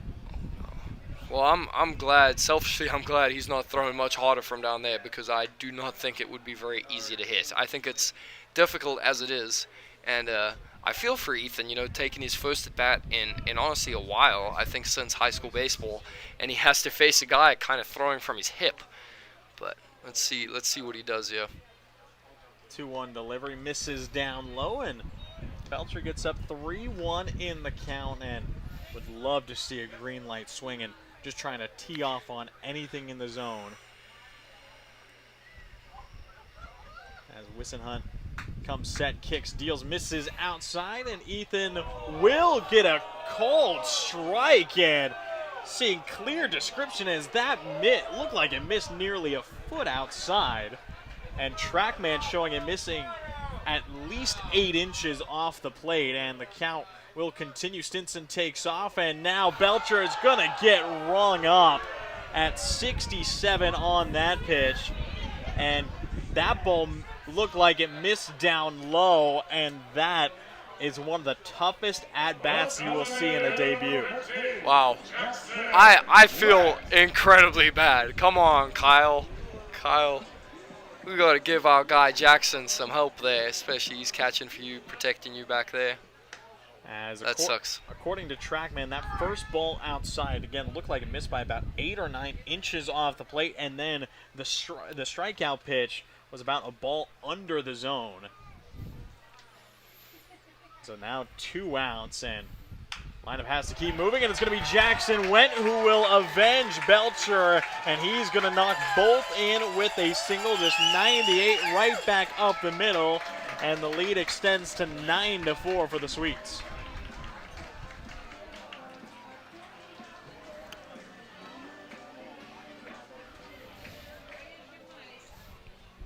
As what a day it's been for Jackson Went. Got the start and now has gotten on base 4 times. He's got a hit by pitch, a walk, and 2 singles now with 2 ribbies. And now this pitch is gonna just hit Kelly. I believe that might have gotten towards the bell, but just barely got him, and hit by pitch will put 2 runners on. And I have to ask, Buck, just had the idea pop in my head right now. I think we have to have you host the post-game interview. Oh, I think that is a great idea. I think we're gonna have you host the Peeling It Back post-game show, and you'll of course get to pick the player as well. Just based off their performance in this game, you can choose whoever you'd like, as that pitch will be a called strike to Owens and borderline on the outside of the plate. So here in the bottom of the 6th and the 7th inning game, you can start to think up who you want. Me and the crew will get everything set up for you. But yeah, I'm looking forward to it. I mean, today's been awesome. It's been a day of firsts for me. My first time in the radio, my first time doing the post-game interview, and my first time having caramel ice cream from Baskin-Robbins. So it's gonna be good. Well, plenty of new experiences, and think that ice cream might be at the top of the list. I would. As count does go 2-1. Again, Owens and RBI his last time up. Got a nice sac fly onto left field. I'm going to try and find something a little bit more pure as chops it foul out towards Henry Carson. Yeah, Henry done a good job at third base today. Does have experience, again, leading Kings High School to a Washington State championship just this past spring.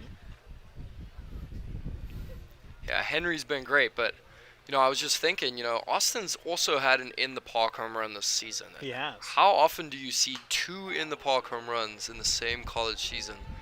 Ball and look at flared out this. to right field, and it looks like that ball was lost by Long, and we are going to see the runners waved as Owens will settle into second, and that will score 2.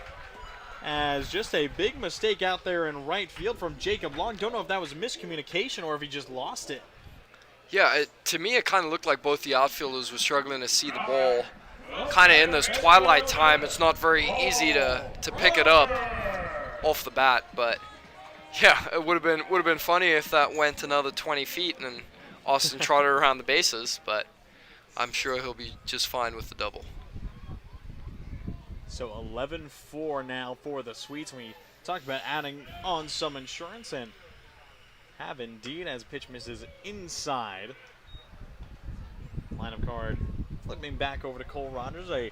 Another returning Sweet. Again, was an interesting story just about Cole as came in after another good season, I believe, at New Mexico State, and was originally planning to play in, I believe, the Northwoods League, which is a Midwest Collegiate Wood Bat League, very similar to the West Coast League, just down in the Midwest United States, and was actually on a Northwoods League roster. Didn't see any playing time and just decided to come back here to Walla Walla to play in Borleske for the Sweets, and been great to have him back, and a guy that you really know what you're getting, some good contact, some good speed, and he's shown that.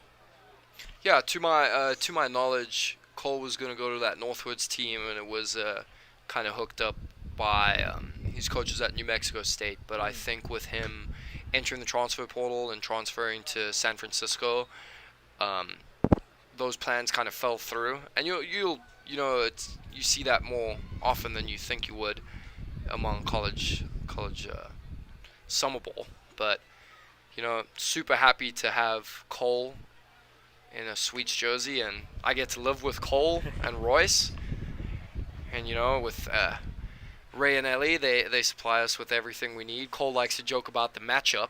It's mayo and ketchup. It's our host dad's favorite condiment.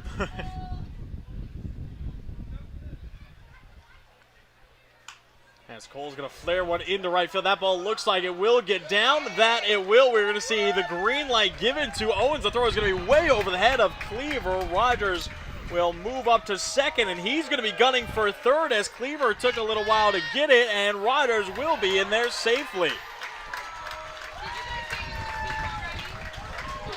So just a flared out single into right field, and on a bad throw, Rogers able to extend it all the way over to third. Now 12-4 Sweets, and after Walla Walla got no hit through the first 3 innings, this game has completely turned around. Oh yeah, like I was saying earlier, no on-field batting practice today. Guys need a little longer to get loose, but it's nice seeing the bats doing their thing. And Schofield takes ball 1, and Wissenhunt struggling to close out this inning, and has just given up the single hit by pitch, a double, another hit by pitch, maybe another single, as that ball looking to get down, and it's going to be a sliding catch out in left by DeBeaumont to close up the inning, and a nice grab to finally get the Nighthawks out of the bottom of the 6th, but Walla Walla extend the lead up to 12-4, moving into the 7th and final inning. The Sweets looking for 3 more outs to shut it down. Hey, your homework done? Yep.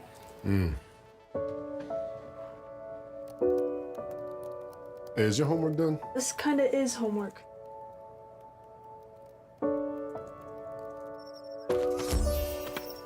So, What do you think? I'm so proud of you. Can I play some more?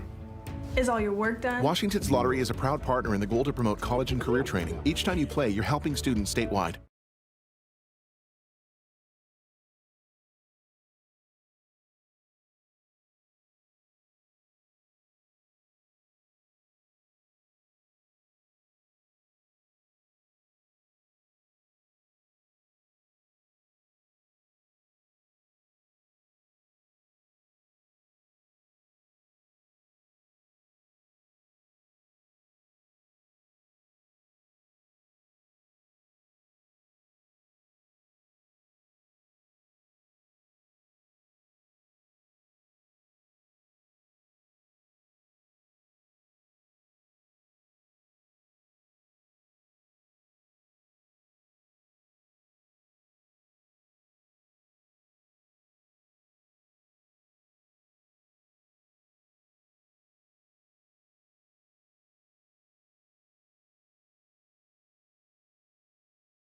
Play, stay, get away at Clearwater River Casino in Lewiston, Idaho. Owned and operated by the Nez Perce Tribe. Experience Namipu hospitality with 600 gaming machines, comfortable lodging, dining, and sports bar. Excitement is everywhere. The region's premier destination for events and entertainment. Win big with unforgettable concerts, comedy shows, and live sports action. Discover your next play, stay, get away. Visit crcasino.com and start your adventure today. Top of the 7th, once again, final inning in this 7-inning game, and it's Jack Grippentrog making his Sweets debut. Talked about a day of first, and Grippentrog stepping onto the mound in a Sweets uniform will pump in a ball just missing low. Grippentrog, big guy out there, 6'3", 240 pounds, graduated out of Mount Lake Terrace High School this past spring, and committed to play at Seattle University with the Redhawks.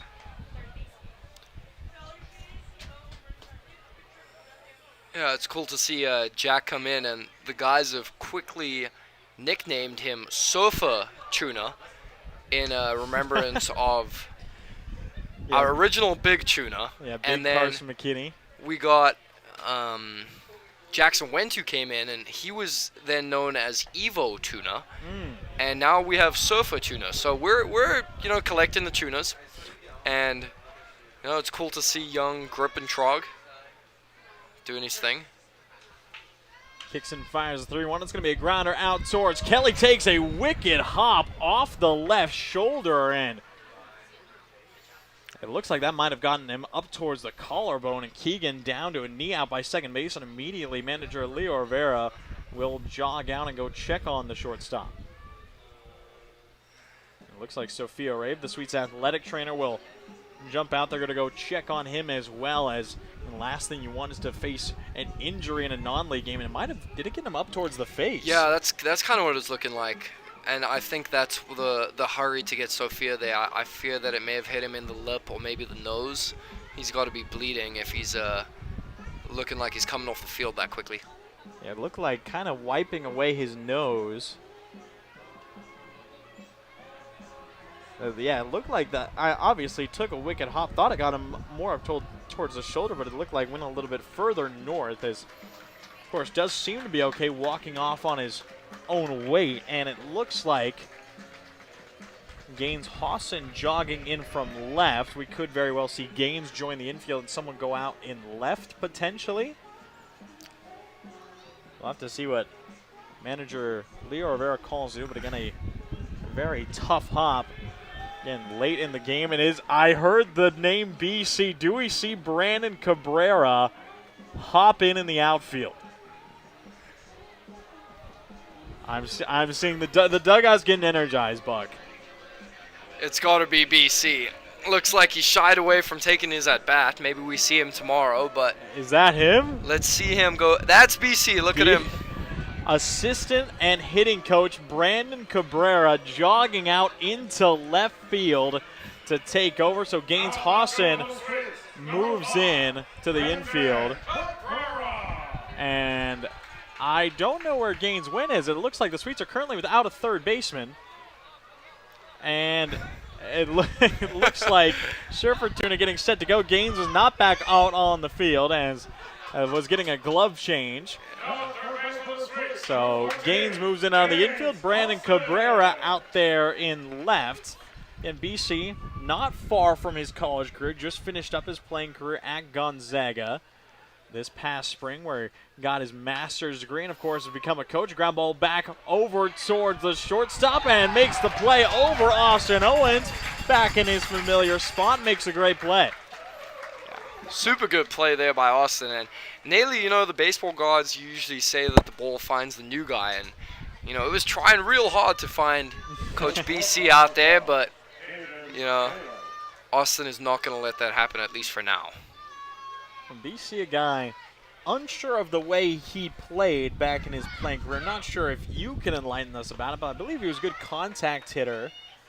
And you look at a guy like Brandon Cabrera, and you just know he's an athlete.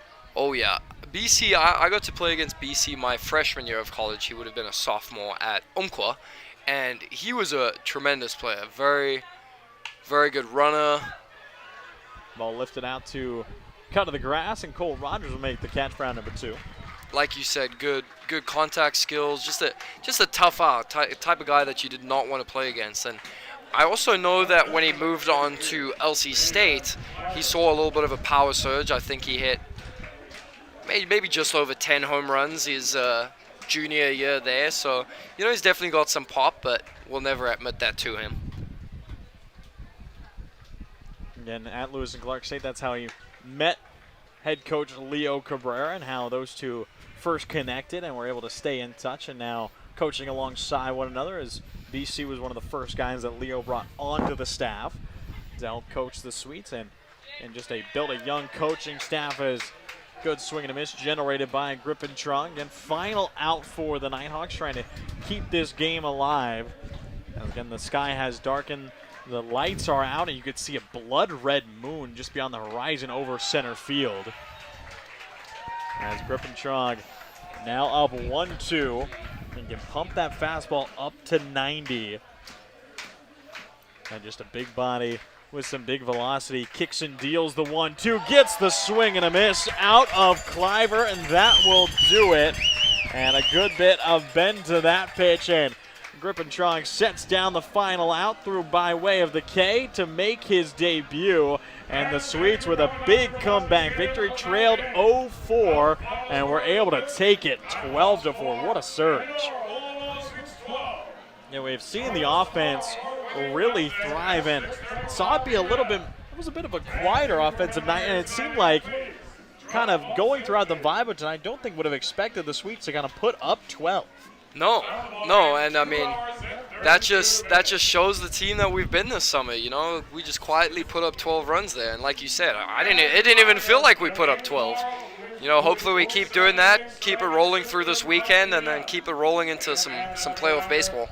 Yeah, saw some great debuts all around. A lot of guys being able to rep their Sweets uniforms for the first time on the field. It was a day of firsts, as mentioned, and Sweets claim the first game versus the Nighthawks. Again, just a 2-game set in the non-league matchups, and we'll have the Portland Pickles Friday, Saturday, Sunday to close out the regular season here in Borleske Stadium. But great day of debuts, as a nice shot of that blood-red moon past center field, and that will do it for the broadcast. Ethan, thank you so much for joining me. Wishing you luck tomorrow when you're back on the field. We'll see who we can get up here tomorrow. Might have to get Corey Keir up here. Might have to get Gunnar Guy on his announcer impression up in the box. But it was a pleasure having you.